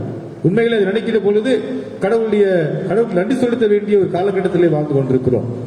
மிக குறுகிய நாட்களிலே, ஒரு மாதத்திற்குள்ளே போர்க்கால அடிப்படைகளிலே எவ்வளவு எல்லாம் செய்ய வேண்டுமோ அத்தனையும் செய்து இன்னைக்கு கிட்டத்தட்ட 20-30,000 பெட்டு காலியா இருக்குன்னு சொல்லக்கூடிய நிலைகளில் அவருடைய முயற்சிகள் செயல்படுத்தப்பட்டது. அதே போல இல்லாமல் இருக்கிற எல்லா மக்களுக்கும் அவர்களுக்கு பணத்தையும் பொருளையும் கொடுக்கிறதையும் பார்க்க முடிகிறது. இவ்வளவுக்கு சொல்ல போனா இன்னைக்கு பட்ஜெட் இல்ல, கஜானா காலி, இதுலயும் அவங்க எதையோ ஒண்ணு செஞ்சு எப்படியாவது மக்களை பாதுகாக்கணும். அதுதான் உண்மை தன்மைங்கிறது. ஒரு இடத்துல வந்து ஒரு பிரச்சனைன்னு சொல்லி ஒருத்தர் போன் பண்ண உடனே அந்த ஸ்பாட்ல போய் நேரம் நின்று அந்த மக்களா நின்று அந்த பிரச்சனையை சரி பண்ணி கொடுக்கக்கூடிய நிலையில ஒரு நல்ல தலைவர்களை இந்த நாட்களிலே ஆண்டவர் தந்திருக்கிறார். நான் எந்த கட்சியும் சார்ந்தவன் அல்ல. உடனே இப்படிலாம் பேச ஆரம்பிப்பீங்க. அது இல்ல. கடந்த கால ஆட்சியில் நடந்தது என்ன, இந்த கால ஆட்சியில் நடந்து கொண்டிருக்கிறது என்ன, இதனுடைய தீவிரம் என்ன, அதை பார்க்கின்ற பொழுது கடவுள் ஒரு வாய்ப்பை தந்திருக்கிறார். அந்த வாய்ப்பை சிலர் சரியாக பயன்படுத்தி கொண்டிருக்கிறார்கள். எல்லா அமைச்சர்களும் தொகுதியில இருந்து கொண்டு ஒரு சில இடத்துல குளறுபடி இருக்கலாம். ஆனால் மொத்தத்திலே பார்க்கின்ற பொழுது எவ்வளவாய் அவங்களுடைய செயல்பாடு போய்கொண்டிருக்கிறது. இன்னைக்கு அவங்களும் இது புறையோடி போச்சு, போன அரசாங்கம் பண்ணது, நாங்க எதுக்கு பண்ணணும்னு உட்கார்ந்து இருந்தாங்கன்னா இன்னைக்கு நாம தப்பிக்க முடியுமா? இன்னும் பல லட்சங்களான நிலைகளிலே உயிர்கள் பறி போய் கொண்டிருக்குமே. அதுக்கு ஒரு முற்றுப்புள்ளி இருக்கிறது. அந்த ஆட்சிக்காரங்க செஞ்சாங்க, நாங்க செய்வோம் அப்படிங்கறதுலாம் இல்ல. இன்னைக்கு நாம கிறிஸ்தவங்க மனம் திரும்ப வேண்டிய காரியம் என்னன்னு கேட்டா, கிறிஸ்து நம்ம எதற்காக உலகத்திலே படைத்திருக்கிறாரோ, கிறிஸ்து எதற்காக நிறுவனங்களை உருவாக்குவதற்கான வாய்ப்புகளை அனுமதித்தாரோ, கிறிஸ்து எதற்காக இந்த நிறுவனத்தில் தலைவர்களை உருவாக்கி வைத்திருக்கிறாரோ, இதெல்லாம் சும்மா வெளியே அந்தஸ்துக்காகவும் படாடோபஸ்துக்காகவும் பந்தா பண்றதுக்காக பதவிகள் அல்ல. பணி செய்வதற்காக கொடுக்கப்பட்ட பதவிகள். பொறுப்பு பதவி சொல்லக்கூடாது, பொறுப்பை செயல்படுவதற்காக பதவி என்று ஒன்று வழங்கப்படுகிறது, அதிகாரம் கொடுக்கப்படுகிறது. அது சும்மா உட்கார்ந்து ஜாலியா வாழ்ந்துட்டு போறதுக்கான காரியங்கள் அல்ல. புறையோடி போச்சுன்னு சொன்னா நிச்சயமாக ஒரு நாள் மாறும். மாறுகின்ற பொழுது சொல்லிக் கொண்டிருக்கிற நம்மை அவர்கள் தூக்கி வெளியே வீசி விடுவார்கள். நாம் இன்னைக்கு மனம் திரும்பணும். ஆண்டவர் சொல்லுகிறது அதுதான். இன்னைக்கு ஆரோக்கியம் இல்லை, மனுஷ உடல்லையும் ஆரோக்கியம் இல்ல, சமுதாயத்திலையும் ஆரோக்கியம் இல்ல, திருச்சபையிலேயும் ஆரோக்கியம் இல்ல, திருச்சபையிலே சௌக்கியம் இல்ல. நாம் எதற்காக அழைக்கப்பட்டிருக்கிறோம்? எதற்காக படைக்கப்பட்டிருக்கிறோம்? சும்மா ஒண்ணு சாதாரணமா கடவுள் நம்ம உருவாக்கல. சும்மா சாதாரணமா கடவுள் ஏதோ வச்சிருக்கவும் இல்லை. உப்பானது சாரமற்று போனால் எதினாலே சாரமாக்கப்படும். அது சாரமில்லாத உப்பா இருக்கும் என்று சொன்னால் வெளியே கொட்டப்படுவதற்கும் மனுஷரால் மிதிக்கப்படுவதற்குமே ஒழிய வேறு ஒன்றுக்கும் உதவாது என்று சொல்லப்பட்டிருக்கிறது. இன்னைக்கு அந்த நிலைமை தான் நாம உட்கார்ந்து சப்பக்கட்டு கட்டி உட்காந்துருக்கிறோம். அதெல்லாம் புறையோடி போச்சுங்க. என்னங்க பண்றது? இடத்த காலி பண்ணி போயிரு, வேற யாரையாவது சரி பண்ணிட்டு போயிடலாம்ல. எதுக்கு அந்த இடத்துல உட்கார்ந்துக்கிட்டு அதை அசிங்கப்படுத்திக்கிட்டு நீயும் செய்ய மாட்ட, செய்ய விட மாட்ட, ஒட்டுமொத்தத்தில் எல்லாம் பார்க்கும்போது என்ன ஆகுது, இந்த கிறிஸ்தவமே இப்படிதான் இருக்குமா? யாரோ ஒருத்தருடைய சுயநலத்துக்காகவும் யாரோ ஒருடைய ஈகோ பார்ப்பதற்காகவுமா இது கொடுக்கப்பட்டிருக்கிறது? இன்னைக்கு எல்லா மதங்களிலும் போலிகள் பெருகி விட்டார்கள். ஒரு சிறந்த ஆன்மீக பூமி தான் இந்தியா. ஆனா இன்னைக்கு என்னன்னா, கடவுளுக்கு கோயில் கட்டுறத கூட ஊழல் பண்ற அளவுக்கு வந்துட்டாங்கன்னா அப்புறம் அங்க என்ன இருக்குது? கடவுள் பயம் இருக்கு அங்கேயும் இல்ல. காணிக்கை பெட்டி கை வச்சு எடுக்கிற அளவுக்கு செய்யறோம். அதை எடுத்தா அதை கேள்வி கேட்கறதுக்கு கூட ஆள் இல்ல. கேட்டா தகுதியான திருப்பி கேட்கின்ற பொழுது பதில் பேச நிலை இல்லாதனால நம்ம உட்கார்ந்துட்டு இருக்கிறோம். சொன்னா நாம் எங்கே வாழ்ந்து கொண்டு இருக்கிறோம்? எதற்காக அழைக்கப்பட்டிருக்கிறோம்? புறையோடி போச்சுன்னு சொன்னீங்கன்னா ஆண்டவர் இந்த விதமான நோய்களை அனுப்பி நம்மை வாதிப்பார். அதுல யாரும் தப்பிச்சிட முடியாது. இன்னைக்கு வேணா நீங்க சொகுசா இங்கே வாழ்ந்துட்டு மறைஞ்சு ஓடிட்டு இருக்கலாம். ஆனால் இந்த நோய் எப்படி வருகிறது என்று சொல்லி யாருக்கும் தெரியாது. மேல் நாடுகள் எல்லாம் புதிதாக அவைகள் உருமாறி வேறு ஒரு பெயர்களை உருவாகி வந்து கொண்டே இருக்கிறது. இன்னும் மேலை நாடுகளிலே அநேக நாடுகளிலே இன்னும் லாக்டவுன் ரிலீஸ் செய்யப்பட முடியாத நிலையிலே அவர்கள் இருந்து கொண்டிருக்கிறார்கள். ஆனால் இன்னைக்கு கடவுள் நம்மை கிருபையாய் வைத்திருக்கிறார் என்று சொன்னால் நாம் மீண்டுமாக அவருடைய சௌக்கியத்திற்காக, அவருடைய அந்த நன்மைகளுக்காக, ஆரோக்கியத்திற்காக அவருடைய சமூகத்திலே வர வேண்டும். ஆண்டவர் அதை சொல்லாரு, இதோ நான் அவர்களுக்கு சௌக்கியமும் ஆரோக்கியமும் வரப்பண்ணி அவர்களை குணமாக்குவேன் என்று சொல்லி ஆண்டவர் சொல்லுகிறார். இன்னைக்கு இதுதான் மிக அவசியம். கொரோனா நோய் வந்தவங்க வீட்டுக்கு வந்ததுக்கு அப்புறம் கேட்டீங்கன்னா ரொம்ப அவங்களுடைய உடம்பு ரொம்ப டயர்டா சொல்லுவாங்க. அவங்களால ரொம்ப கஷ்டப்படுவாங்க. ஒவ்வொரு சரீரத்தில் ஒவ்வொரு பகுதியும், அதாவது கொரோனா ட்ரீட்மெண்ட்டுக்கு போறது பெரிய விஷயம் இல்லை. ஆனா ட்ரீட்மெண்ட் முடிஞ்சு வந்ததுக்கு அப்புறம் இருக்கிற வேதனைகள், நரக வேதனைகள் அநேக சொல்றதை கேட்டிருக்கிறோம் நம்ம. ஆனா ஆண்டவர் சொல்றாரு, இவர் தாவீது சொன்னது போல உம்முடைய கோபத்தினாலே என் எலும்புகள் நடுங்குகிறது என்று சொல்லுகிறார். அப்படின்னா என்ன அர்த்தம்? அவர் கோபப்படுற அளவுல நம்முடைய வாழ்க்கை முறை அவருக்கு பிரியமா இல்லை. அப்புறம் நான் பலனற்று போனேன். காரணம் என்ன? நம்ம விருப்பப்படி போறதுனால பலனற்று போனேன். என் எலும்புகள் கட்டுவிட்டது, என் எலும்புகள் உலர்ந்து போய்விட்டது, என் எலும்புகள் எல்லாம் நடுங்கின. இதெல்லாம் சொல்றாரு, நான் என்ன செய்யறேன், உனக்கு சௌக்கியமும் ஆரோக்கியமும் வரப்பண்ணுகிறேன் என்று சொல்லுகிறார். என் மாம்சத்திலே ஆரோக்கியம் இல்லை, என் எலும்புகளிலே சௌக்கியம் இல்லை என்று சொல்லி தாவீது அதை கொஞ்சம் விரிவாக நமக்கு எடுத்துக் கொடுத்திருக்கிறார். ஆகவே அன்பானவர்களே, நாட்களிலே ஒரு விசை நாம் ஆண்டுடைய பாதத்திலே அமர்ந்து, யாருக்கெல்லாம் ஒருவேளை நம்ம தவறு பண்ணாமல் நோய் வந்திருக்கலாம், தவறு பண்ணாலும் நோய் வந்திருக்கலாம், மொத்தத்தில் ஒரு தனி மனித பாவங்கள் அல்லது கூட்டு பாவங்கள் அல்லது சமூகத்தினுடைய பாவங்கள் என்று கூட சொல்லலாம். அப்படி நிறைய பாவங்களிலே ஒவ்வொரு வகையா இருக்குது. தனி மனித பாவம் தனி மனித ஒழுக்கம் சொல்றோம் இல்லையா, அதே மாதிரி தனி மனித பாவம், அதே மாதிரி கூட்டு பாவம். தனி மனித பாவம் சொன்னா ஒரு தனி மனுஷனா ஒருத்தர் தீமை செய்யறது, கூட்டு பாவம் செஞ்சா 4-5 பேர் சேர்ந்து ஒரு தவறை செய்யறது, சமூக பாவம்னா ஒரு சமூகமே ஒரு தவறை செய்து கொண்டு இருக்கிறது. இன்னைக்கு தெரியும் உங்களுக்கு, அரசியல் ரீதியாக ஒரு குறிப்பிட்ட சமூகம், ஒரு குறிப்பிட்ட சமூகத்தினரை அவங்க எப்படி பார்த்தாலும் அவங்கள கொலை பண்ணிட்டே இருப்பாங்க. கலப்பு திருமணம் வந்துட்டுன்னா இந்த ஜாதிக்காரனா அந்த ஜாதிக்காரனா அவனை காலி பண்ண, ஒரு சமூகமே ஒரு தீமையை செஞ்சுக்கிட்டே இருக்குது. அவனும் மனுஷன் தான், இவன் மனுஷி தான், அதுல என்ன இருக்குது, திருமணமான ஆயிட்டு போகுது, அதுல எதுக்கு இது பண்ணணும்? இதுல ஒரு ஜாதிய வெறித்தனம் அங்கே வருகிறது, அங்கே கொலை செய்து விடுகிறார்கள். இது சமூக பாவங்கள். இப்படி நிறைய நமக்குள்ள இருந்துட்டே இருக்குது. இப்ப தனி மனித பாவத்திலே நாம் கடவுளத்தை மன்னிப்பு கேட்க வேண்டும். நாம் 4-5 பேர் சேர்ந்து யாருக்காவது தீமை செஞ்சிருந்தோம்னா அதுல இருந்து மன்னிப்பு கேட்கணும். இதெல்லாம் வருகின்ற பொழுதுதான் கடவுள் என்ன செய்யறார், கடைசியில நம்முடைய சரீரத்தில் கை வைக்கிறார். எப்படி யோபு சோதிப்பதற்காக கை வச்சார், ஆனா நமக்கு திருந்துறதுக்காக கை வைக்கிறார். ஆனா அவர் என்ன செய்யறாருன்னா, அவர் அப்படியே விடுற ஆண்டவர் அல்ல, விட்டு விடுகிற கடவுள் அல்ல.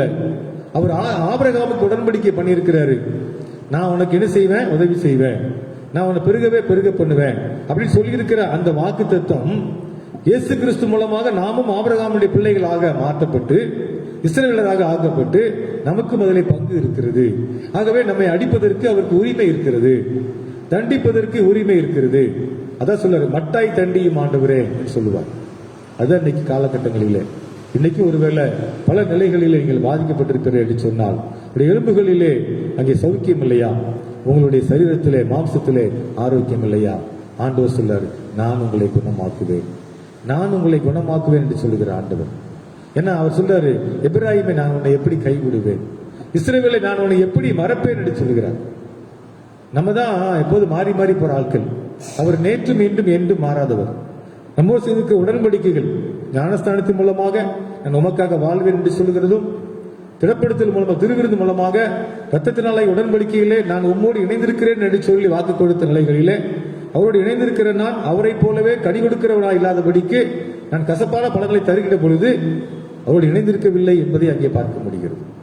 இந்த உடன்படிக்கையை மீறி போகிறவர்கள் நாம் இல்லையா, வலிவு போகிற இருதயம் உள்ள ஜனம் என்று சொல்லி, அப்புறம் என்ன பாவரிகள் என்ன சொல்லுவோம்னா, செய்ய தகுந்த வேலை செய்யாமல் செய்ய தகாத வேலையே செய்து வந்தோம். இதை வாரம் சொல்லி அதைத்தான் பண்ணிக்கிட்டே இருக்கிறோம். கெட்ட புறையோடி போச்சு. என்னையா புறையோடி போச்சு?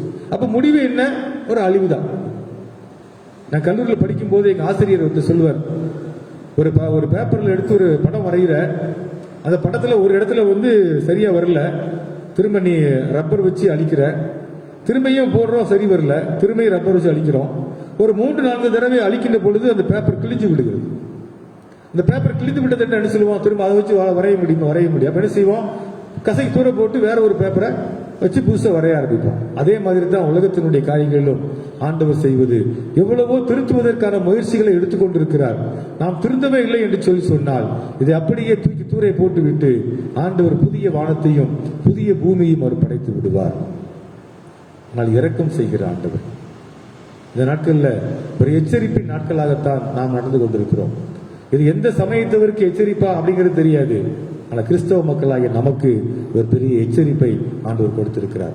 கொள்ளை நோய்கள், வாதைகள் வருகின்ற பொழுதெல்லாம் நாம் நம்மை திருப்பி பார்க்கிற மக்களாக இருக்க வேண்டும்.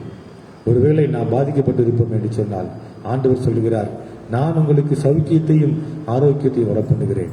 சௌக்கியம் தான் சொல்லிட்டேன். வசதியான சூழ்நிலைகளிலே வசதியான ஒரு வாழ்க்கை சொல்லுவாங்க இல்லையா, நல்லா தூங்குனீங்களா, இல்லை சௌகரியமா இருந்துச்சா அப்படி கேட்பாங்க. ஆமாங்க சௌகரியமா இருந்ததுங்க, இல்லைங்க கொஞ்சம் அது ஒத்து வரலீங்க அப்படி சொல்லுவோம் இல்லையா. நாம் வாழுகின்ற விரும்புகிற நிலைகளிலே நமக்கு தகுந்த விதமாக ஒரு அமைப்பு, அது சௌகரியம். ஆனால் ஆரோக்கியம் என்பது சரீரத்திலே ஆரோக்கியம். சுகர் வந்துருச்சு, சுகர் அளவுக்கு அதிகமாக போயிட்டா அங்கங்கே உடம்புல வலி வருது, ஒன்றும் செய்ய முடியாது, ஆரோக்கியம் இல்லை. அல்லது சளி பிடிச்சிருச்சா, சளி பிடிச்சி அது இந்த இருமல் வந்துருச்சு, எனக்கு உடம்புல ஆரோக்கியம் இல்லை. இது எல்லாவற்றையும் ஆண்டவர் சொல்லுகிறார், நான் உன்னை குணமாக்குவேன் என்று சொல்லி ஆண்டவர் சொல்லுகிறார். அன்பானவர்களே, ஒரு விஷயம் நாட்களில் இது கிருபையின் காலங்கள் இன்னும் கொஞ்சம் வச்சிருக்கிறார். ஆனா அதுக்காக வேண்டி பாவம் பெருகிற இடத்துல கிருபை பெருகிறது. அப்ப கிருபையை பெருகிறதுக்காக வேண்டி பாவம் செஞ்சுக்கிட்டே இருக்கலாமா? இன்னைக்கு அப்படிதான் நம்ம போதகர் சொல்லிக்கிட்டே இருக்காங்க. கிருபை பெருகி கொண்டே இருக்கும், அப்ப பாவத்தை செஞ்சுக்கிட்டே இருக்கலாம். இணையாகவா? கடவுள் ஒன்றும் ஏமாளி அல்ல. எதற்காக கிருபை பெறுகிறது? எப்படியாவது இந்த மக்களை பாதுகாத்து விட வேண்டும் என்றுதான் அது கிருபை பெருகுகிறது. ஏற்கனவே ஒரு கதை சொல்லியிருக்கிற இந்து மத கதைகள் ஒரு மனிதன் மேல் கிளையில் இருந்து அவன் மரத்தினுடைய அடிக்கிளையை வெட்டி கொண்டிருந்தானாம். அந்த நேரத்தில் பரமசிவனும் பார்வதியும் அந்த பக்கம் அவங்க வாக்கிங் போறாங்க. பார்க்கின்ற பொழுது இந்த மனிதனை பார்த்து வேதனைப்படுகிறார்கள். அவங்க 2 பேரும் சேர்ந்து கத்துறாங்க. அவன் கேட்கவே இல்லை, அவன் பாட்டு வெட்டிக்கிட்டே இருக்கிறான். அப்பதான் அவர் முடிவெடுத்தார், 2 பேரும் சேர்ந்து ஒருவேளை கீழே விழுகின்ற பொழுது அம்மா அப்படின்னு சொல்லி விழுந்தா நான் காப்பாத்திடுறையா, ஐயா அப்பான்னு விழுந்தா நீ காப்பாத்திருங்க அப்படின்னு சொல்லி 2 பேரும் வெயிட் பண்றாங்க. ஏன்னா அவன் விழுந்துடக்கூடாதுங்கிறதுக்காக 2 பேரும் பார்த்துட்டு இருக்காங்க. ஆனா அவன் கீழே விழுகின்ற பொழுது எப்படி விழுந்தானா, ஐயோ நான் செத்தேன் அப்படின்னு தான் விழுந்தானாமா. யார் என்ன செய்ய முடியாது, காப்பாற்ற முடியாது. கிருபை இருக்கிறது. அதுக்காக நீ தாறுமாறா நீ போயிட்டே இருந்தேன்னு சொன்னா அந்த கிருபை என்ன செய்யாது, வேலை செய்யாது. அப்ப பாவம் பெருகின இடத்துல கிருபை பெருகினது. ஒருத்த முட்டாள்தனமா செஞ்சுட்டு இருக்கிறான்னு சொன்னா அவனை எப்படியா பாதுகாக்கணும் முயற்சி எடுத்தாங்க.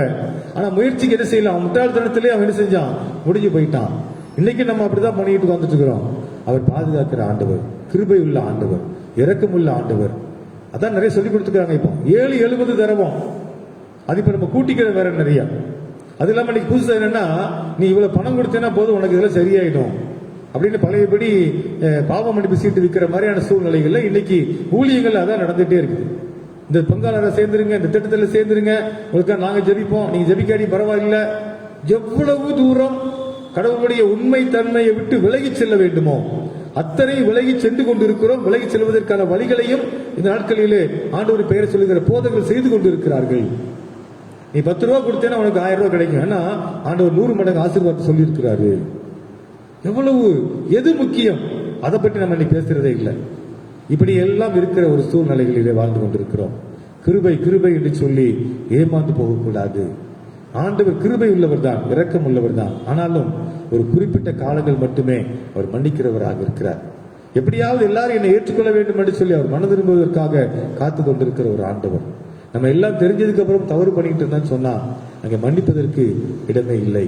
ஒரு இடத்துல ஆண்டவர் சொல்லுவாரு, கிழக்கிலும் மேற்கிலும் இருந்து வந்து ராஜ்யத்தை சுதந்திரித்துக் கொள்ளுவார்கள், ராஜ்யத்தின் புத்திரரோ புறம்பான இருளிலே தள்ளப்படுவார்கள். இன்னைக்கு அதுதான் நம்முடைய மார்க்கத்தில் அநேக காரியங்கள் அப்படித்தான் நடந்து கொண்டே இருக்கிறது.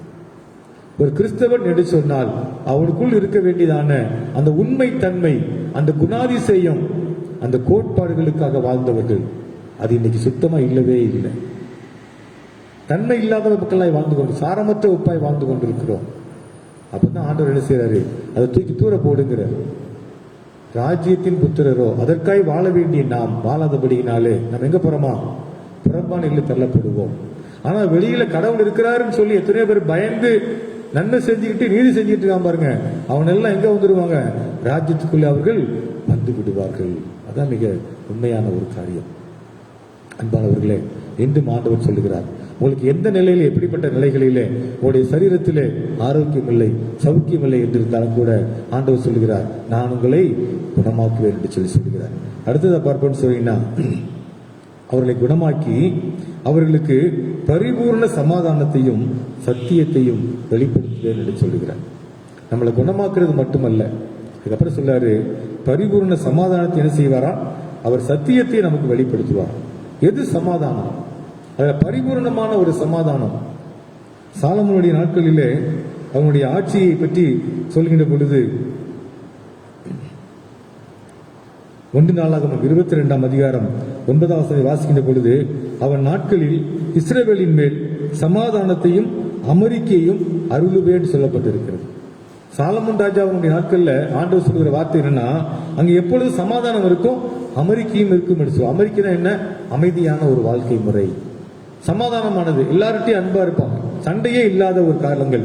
அப்படிப்பட்ட நிலைகளிலே அந்த நாட்கள் இருக்கும் என்று சொல்லி அங்கே சொல்லுகிறார். அதே போல எஸ்ரா 7ஆம் அதிகாரம் 9ஆம் வசனத்தை வாசிக்கின்ற பொழுது அங்கே ராஜா எழுதுகிறார், எஸ்ரா என்னும் ஆசாரியனுக்கு பூரண சமாதானம் உண்டாவதாக என்று சொல்லி வாழ்த்து எழுதுவதை பார்க்க முடிகிறது. கடவுளுடைய பிள்ளைகளாக நம்மை நாம் மாற்றுகின்ற பொழுது நம்முடைய வாழ்க்கையிலே ஒரு பூரணமான சமாதானத்தை ஆண்டவர் தருகிறார் என்று சொல்லி இங்கே சொல்லுகிறார். 2 ராஜாக்கள் 20ஆம் அதிகாரம் 19ஆம் வசனத்திலே அங்கே எசேக்கியா ராஜா சொல்லுகிறார், என் நாட்களிலாவது சமாதானமும் உண்மையும் இருக்குமே என்றார். அதுக்கு முன்னாடி பாத்தீங்கன்னு சொன்னா வேறொரு ராஜா வர்றாரு. அப்படி வருகின்ற பொழுது தங்கிட்ட இருக்கிற எல்லா ஐஸ்வர்யத்தையும் அவனுடைய எல்லா மகிமையும் அவனை கூட்டிட்டு வந்து எல்லாத்தையும் காட்டிடுறாரு. இதுல தான் ஆண்டவர் கோபம் வருது. அப்ப சொல்றாரு, அவனை வந்து எடுத்துட வேண்டிதான் அப்படின்னு சொல்லிட்டு ஏசாயா மூலமா எச்சரிக்கை கொடுக்கிறார். உனக்கு ஆண்டவர் மரணத்தை குறித்து விட்டார், உன்னுடைய வீட்டு காரியத்தை ஒழுங்குபடுத்து என்று சொல்லி சொல்லுகிறார். உடனே அவன் என்ன செய்யறான், ஆண்டவர் திரும்பி அழுதான். ஏசாயா சொல்லிட்டு போயிட்டாரு. அவன் சோர்வரமாய் திரும்பி, ஆண்டவர் நான் உனக்கு முன்பாக உத்தமையும் நேர்மையுமா எல்லாம் செஞ்சேனே, எனக்கு ஏன் உடனே சாவு வருது ஆண்டவரே என்று சொல்லி அவன் ஆண்டவரத்தை கண்ணீரோடு கேட்கின்ற பொழுது உடனடியாக சொல்லுகிறார், அவனுக்கு மீண்டுமாக ஆயுசு நாட்களை கூட்டி கொடுக்கிறார், 15 ஆண்டுகளை கூட்டி கொடுக்கிறார். அதுக்கப்புறம் தான் அவன் சொல்றான் இந்த கடைசியில என்னுடைய இந்த 15 ஆண்டுகளிலாவது என்ன செய்யணும், எனக்கு உண்மையும் சமாதானமும் உண்மையும் இருக்குமே என்று சொல்லி அவன் சொல்லுகிறான். அதுக்கப்புறம் தான் சம்பவம் சொல்றாரு, நீ எதையெல்லாம் நீ வச்சிருந்த அவனுக்கு அந்த அரசனுக்கு நீ காட்டினியோ, உனக்கு அப்புறம் வந்து என்ன செய்வாங்க, அது எல்லாத்தையும் அவங்க சூறையாடிட்டு போயிடுவாங்கன்னு சொல்லி திரும்ப ஒரு எச்சரிக்கை அங்கே கொடுக்கிற. அப்பதான் சொல்றான், என்னுடைய காலத்துல கண்டிப்பா சமாதானமும் உண்மையும் இருக்குமே அப்படின்னு சொல்லக்கூடிய நிலைமையை அங்கே பார்க்கிறோம். ஆண்டவரிடத்திலே நாம் திரும்பி வருகின்ற பொழுது அவர் சொல்லுகிறார், பூரண சமாதானத்தை தருகிற ஆண்டவராக இருக்கிறார்.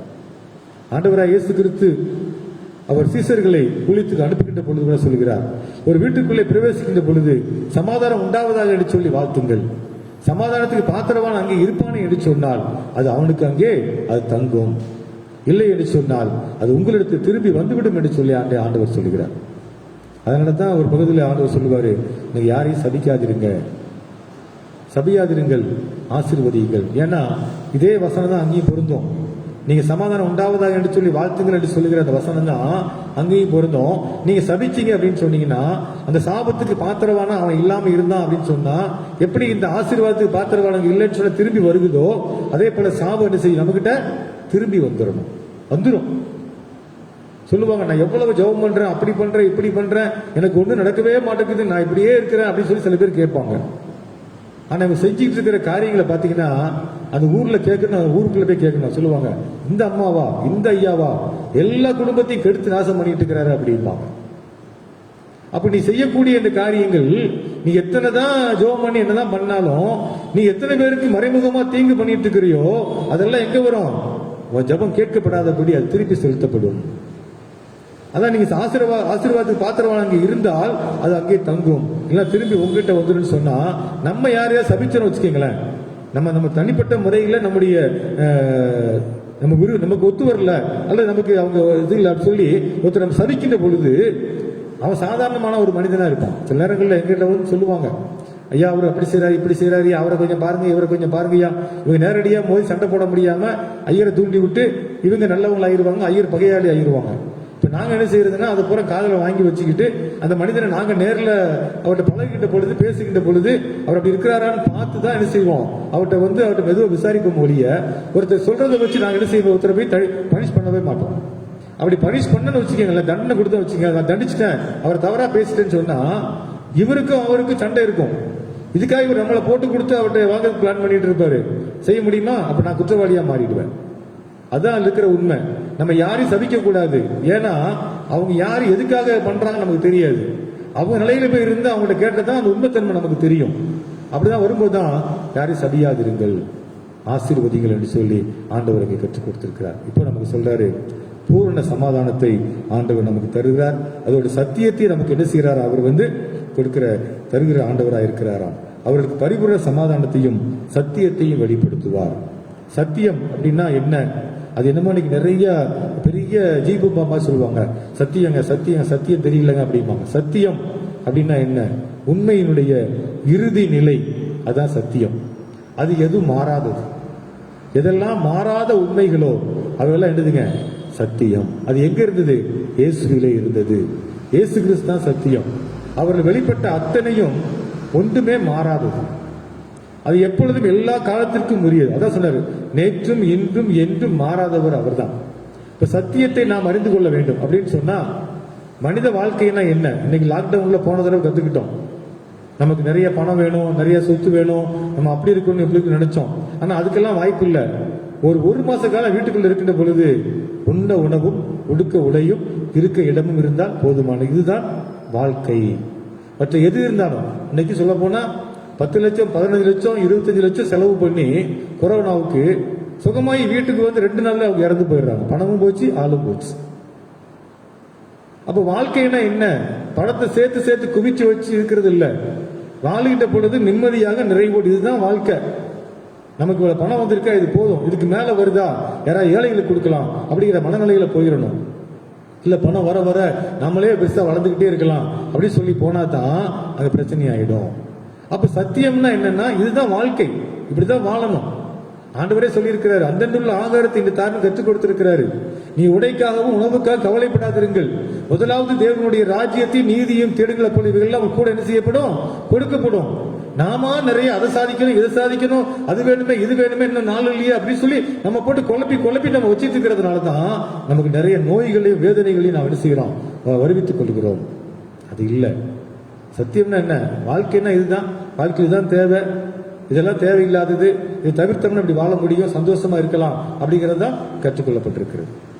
ஆகவே அந்த சத்தியத்தையும் கிறிஸ்துவையும் அதே நேரத்தில் பூரணமான சமாதானத்தையும் ஆண்டவர் சொல்றாரு. யோவான் 14ஆம் அதிகாரம் 27 சொல்றாரு, சமாதானத்தை வைத்து போகிறேன், என்னுடைய சமாதானத்தை உங்களுக்கு நான் கொடுக்கிறேன் என்று சொல்லி ஆண்டவர் சொல்லுகிறார். சமாதானத்தை வைத்து போகிறேன், என்னுடைய சமாதானத்தை உங்களுக்கு நான் கொடுக்கிறேன் என்று சொல்லி ஆண்டவர் அங்கே சொல்லுகிறார். எசேக்கியேல்ல கூட சொல்றாரு 37ஆம் அதிகாரம் 26ஆம் வசனத்துல, நான் அவர்களோடு சமாதான உடன்படிக்கை செய்வேன், அது அவர்களுக்கு நித்திய உடன்படிக்கையா இருக்கும். சமாதானங்கிறது இன்னைக்கு மட்டும் இல்லை, நாளைக்கு மட்டும் இல்ல, நித்திய உடன்படிக்கையா இருக்குமா. அப்ப ஆண்டவர்கிட்ட வந்து ஒரு பூர்ணமான சமாதானத்துக்குள்ள கடவுள் நம்ம என்ன செய்றார், வழி நடத்துகிறார். அது இன்னைக்கோடு இல்ல, உன் சந்ததியோட இல்ல, உன் சந்ததியோட என்ன செய்வேன், உடன்படிக்கை நிலைத்திருக்கும் என்று சொல்லி அங்கே ஆண்டவர் சொல்லுகிறார். நான் அவருடைய உடன்படிக்கை, சமாதான உடன்படிக்கை செய்வேன், அது அவர்களுக்கு நித்திய உடன்படிக்கையாக இருக்கும் என்று சொல்கிறார். அதே விதமாக ஏசாயா 32:54-10-13 சொல்றாரு. ஏசாயா 54:13 உன் பிள்ளைகள் எல்லாரும் கர்த்தரால் போதிக்கப்பட்டிருப்பார்கள், உன் பிள்ளைகளுடைய சமாதானம் பெரியதா இருக்கும் என்று சொல்லுகிறார்.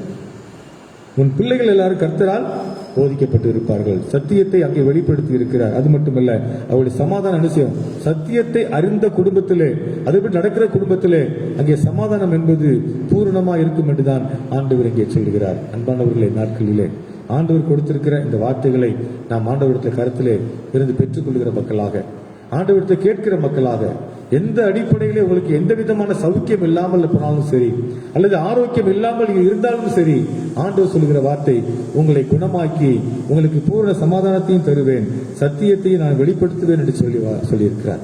அந்த காரியத்திலே ஆண்டவரோடு கூட நாமே அர்ப்பணிப்போம். நிச்சயமாக ஆண்டவரை இன்று எனக்கு விடுதலை தாருமையா என்று சொல்லி கேட்போம். அவர் இரக்கமுள்ளவர் தான்.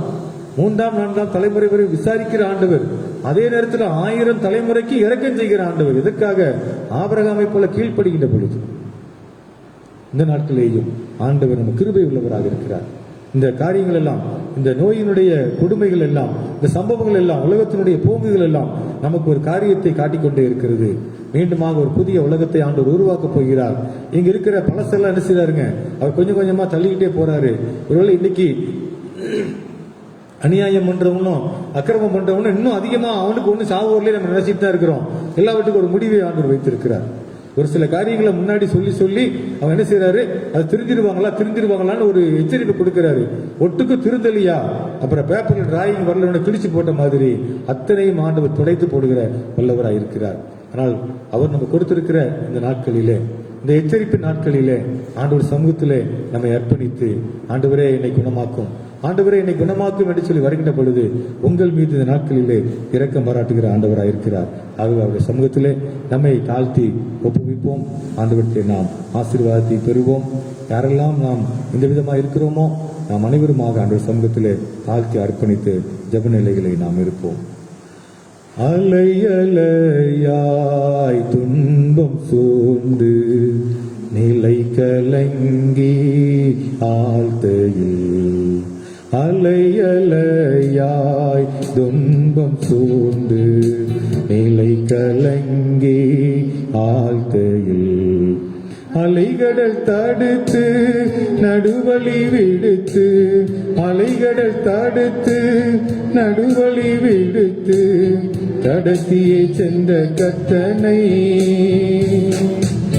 பாடுவேன், பரவசமாகுவேன், பரந்தோடும் இன்னலே ஒன்றுமில்லா வெறுமை நிலையில் உதவுவாரற்று போகையில், ஒன்றுமில்லா வெறுமை நிலையில் உதவுவாரற்று போகையில், கண்மலை பிளந்து தண்ணீரை சுரந்து, கண்மலை பிளந்து தண்ணீரை சுரந்து தாகம் தீர்த்த தயவை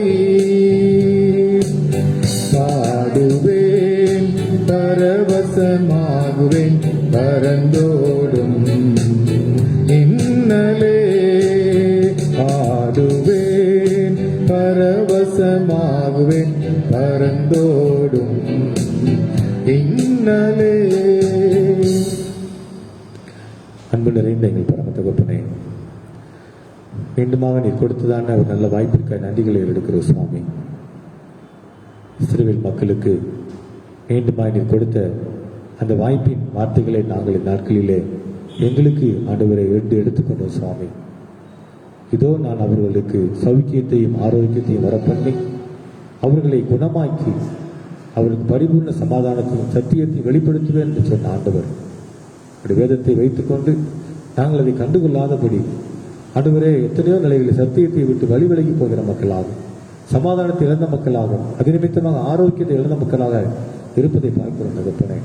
இந்த கடைசி காலங்களிலே எல்லோரும் மனம் திரும்ப வேண்டும் என்று சொல்லி நீர் ஆண்டவரே இன்னும் ஆவலாய் காத்து கொண்டு இருக்கிறீரப்பா. இந்த நாட்களிலே நாங்கள் இதை பயன்படுத்தி கொண்டு மீண்டுமாய் உம்மோடு இணைக்கப்பட்ட மக்களாக, இணைக்கப்பட்டிருக்கிற அந்த உறவுகளிலே உண்மையாக இருக்கும்படியான கிருபைகளை தரும்படி நாங்கள் ஜெபிக்கிறோம் சுவாமி.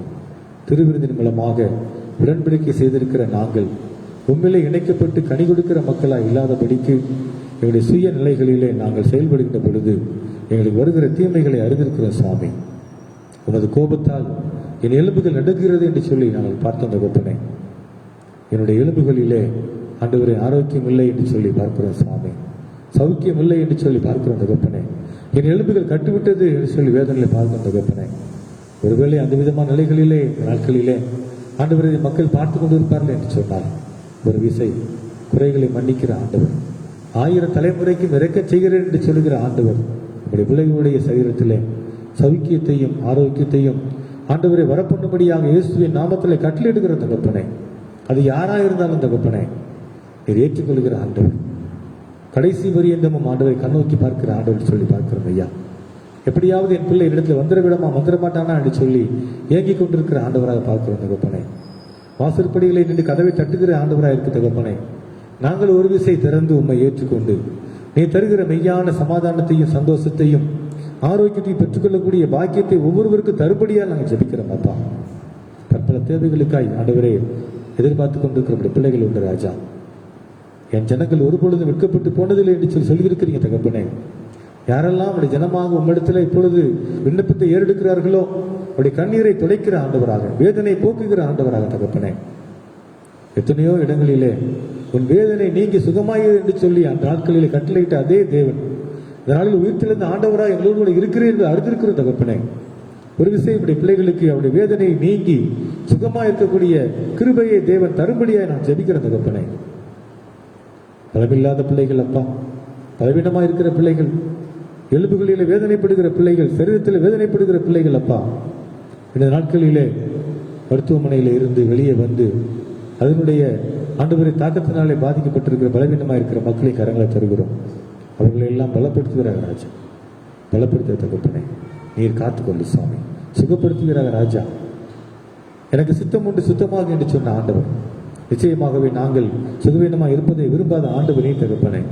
பலவீனமாக இருப்பதை விரும்புகிற ஆண்டவர்கள் தகப்பனே. வான்கால்களைப் போல பலப்படுத்துகிற ஆண்டவர் நாட்களிலே உடைய வாழ்விலே சௌக்கியத்தையும் ஆரோக்கியத்தையும் கொடுத்து ஒரு குணமாக்கும்படியாக நாம் சிரிக்கிறோம். யாரெல்லாம் சமாதானம் இழந்திருக்கிறார்களோ பூர்ண சமாதானத்தை தாருமையா. சத்தியத்தை தேடி செல்கிற பிள்ளைகளுக்கு நீங்கள் வெளிப்படுத்தும்படியாக நாம் சிரிக்கிறோம். கிருபையாய் கருத்தில் எங்களை அர்ப்பணிக்கிற சுவாமி உதவி செய்யும். இயேசுவின் நாமத்தில் கேட்கிறோம் நல்ல பிதாவே, ஆமென். நாம் அனைவரும் இணைந்தவாறு 379வது பாடலை நாம் பாடுவோம். என்னை மறவா இயேசுநாதா உந்தன் தயவால் என்னை நடத்தும். முதல் 3 சரணங்களை நாம் பாடுவோம்.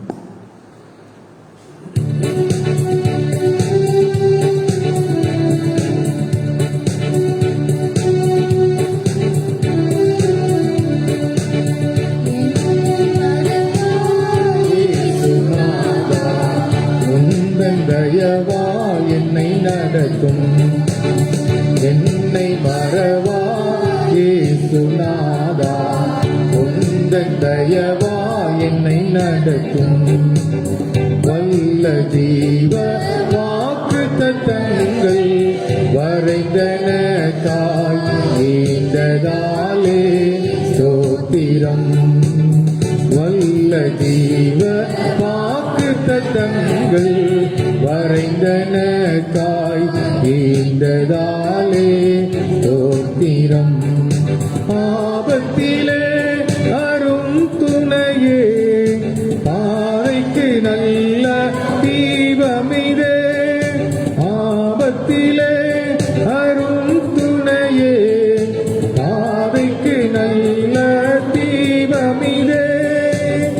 என்னை மறவா இயேசுநாதா உந்தன் தயவால் என்னை நடத்தும். பயப்படாதே வலக்கரத்தாலே பாதுகாப்பே என்றதாலே ஸ்தோத்திரம்.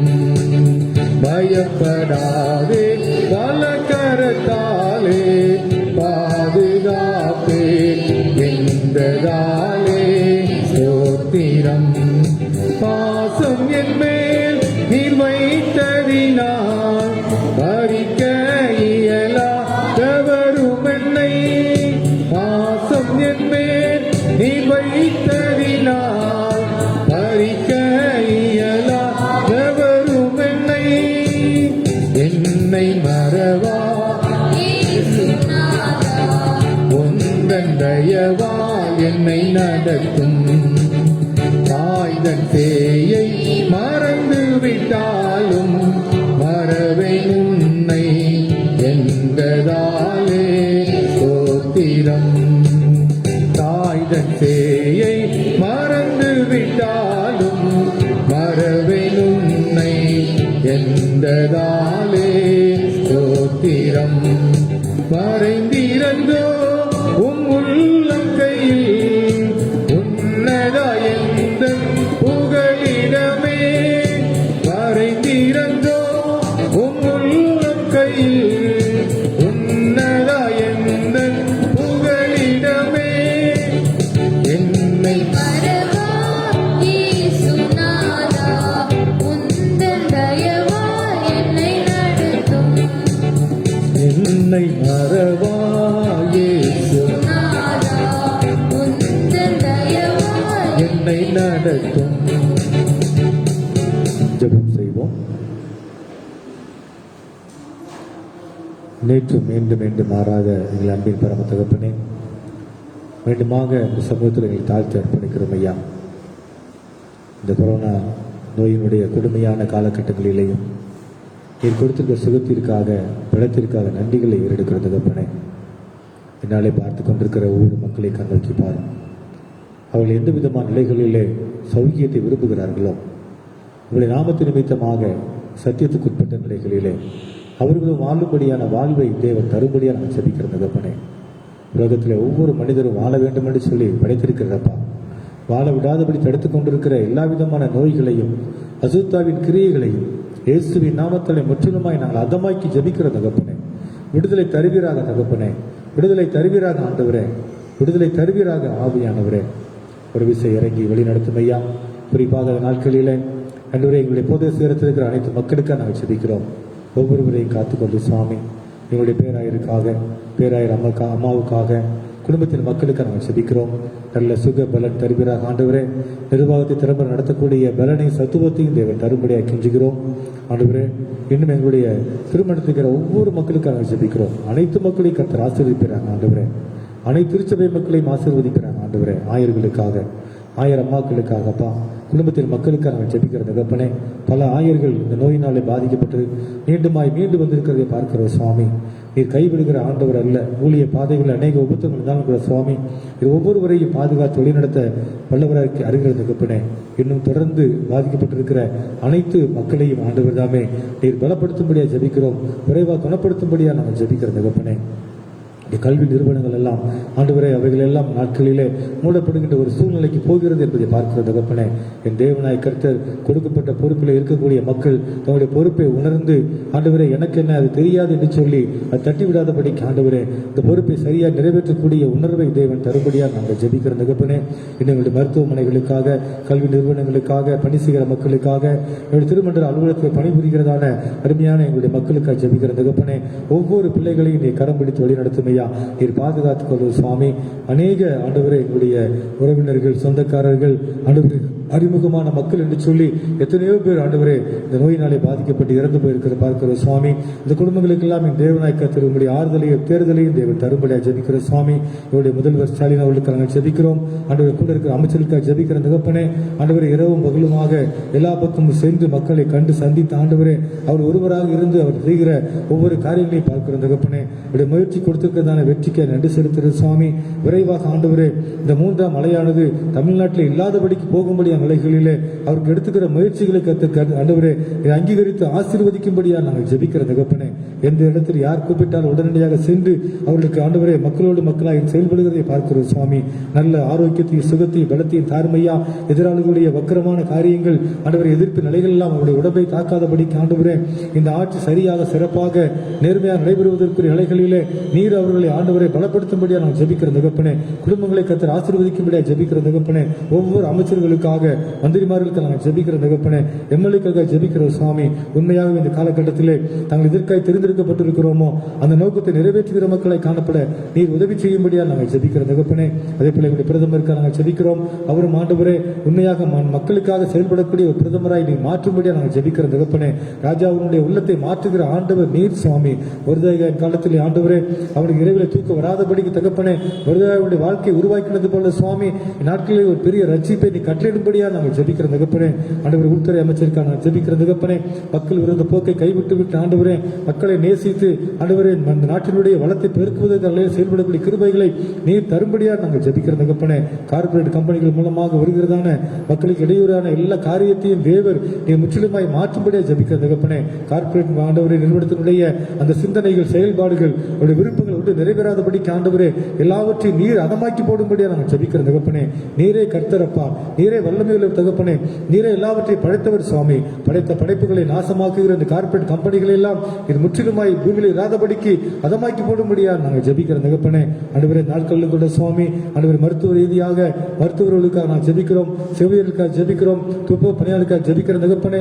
சட்ட ஒழுங்கு நிலைப்படுத்துகிறதான் ஆண்டவரே எங்களுடைய காவல்துறை உயரதிகாரிகளுக்காக இடைநிலை அதிகாரிகளுக்காக ஆண்டவர் கீழ்த்தட்டு பணியாளர்களுக்காக ஜெபிக்கிற தகப்பனே. ஆண்டவர் தாமே இந்த நோய்க்காய் செயல்படுகின்ற பொழுது உங்களுடைய நன்மையால் கிருபையால் முடிசூட்டும்படியா நாங்கள் ஜெபிக்கிற தகப்பனே. எல்லாருக்கும் சுகத்தை படுத்தி கொடுங்க ராஜா. எத்தனையோ மருத்துவர்கள் எத்தனையோ காவல்துறை அதிகாரிகள் இழந்து போயிருக்கிறதை பார்க்கிறோம் தகப்பனே.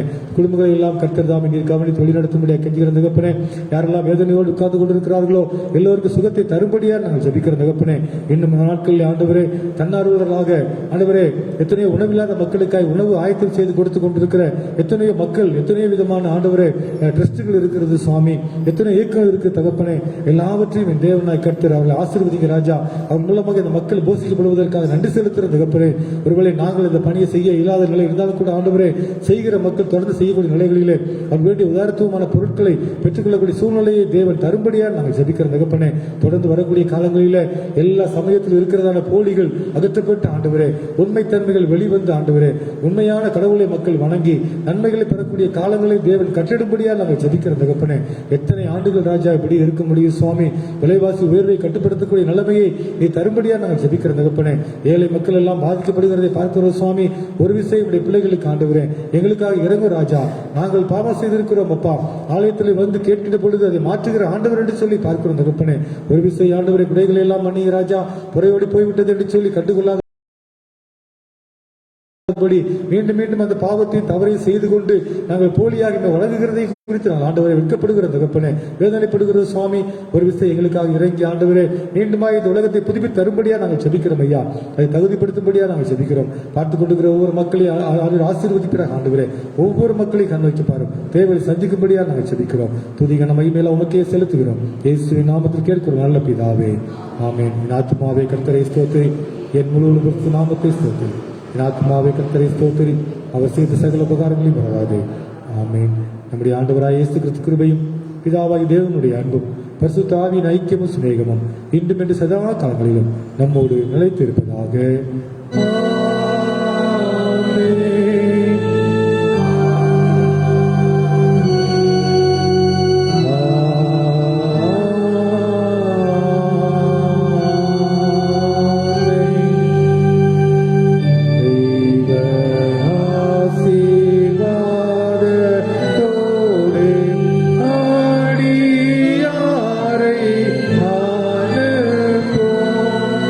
வார்த்தை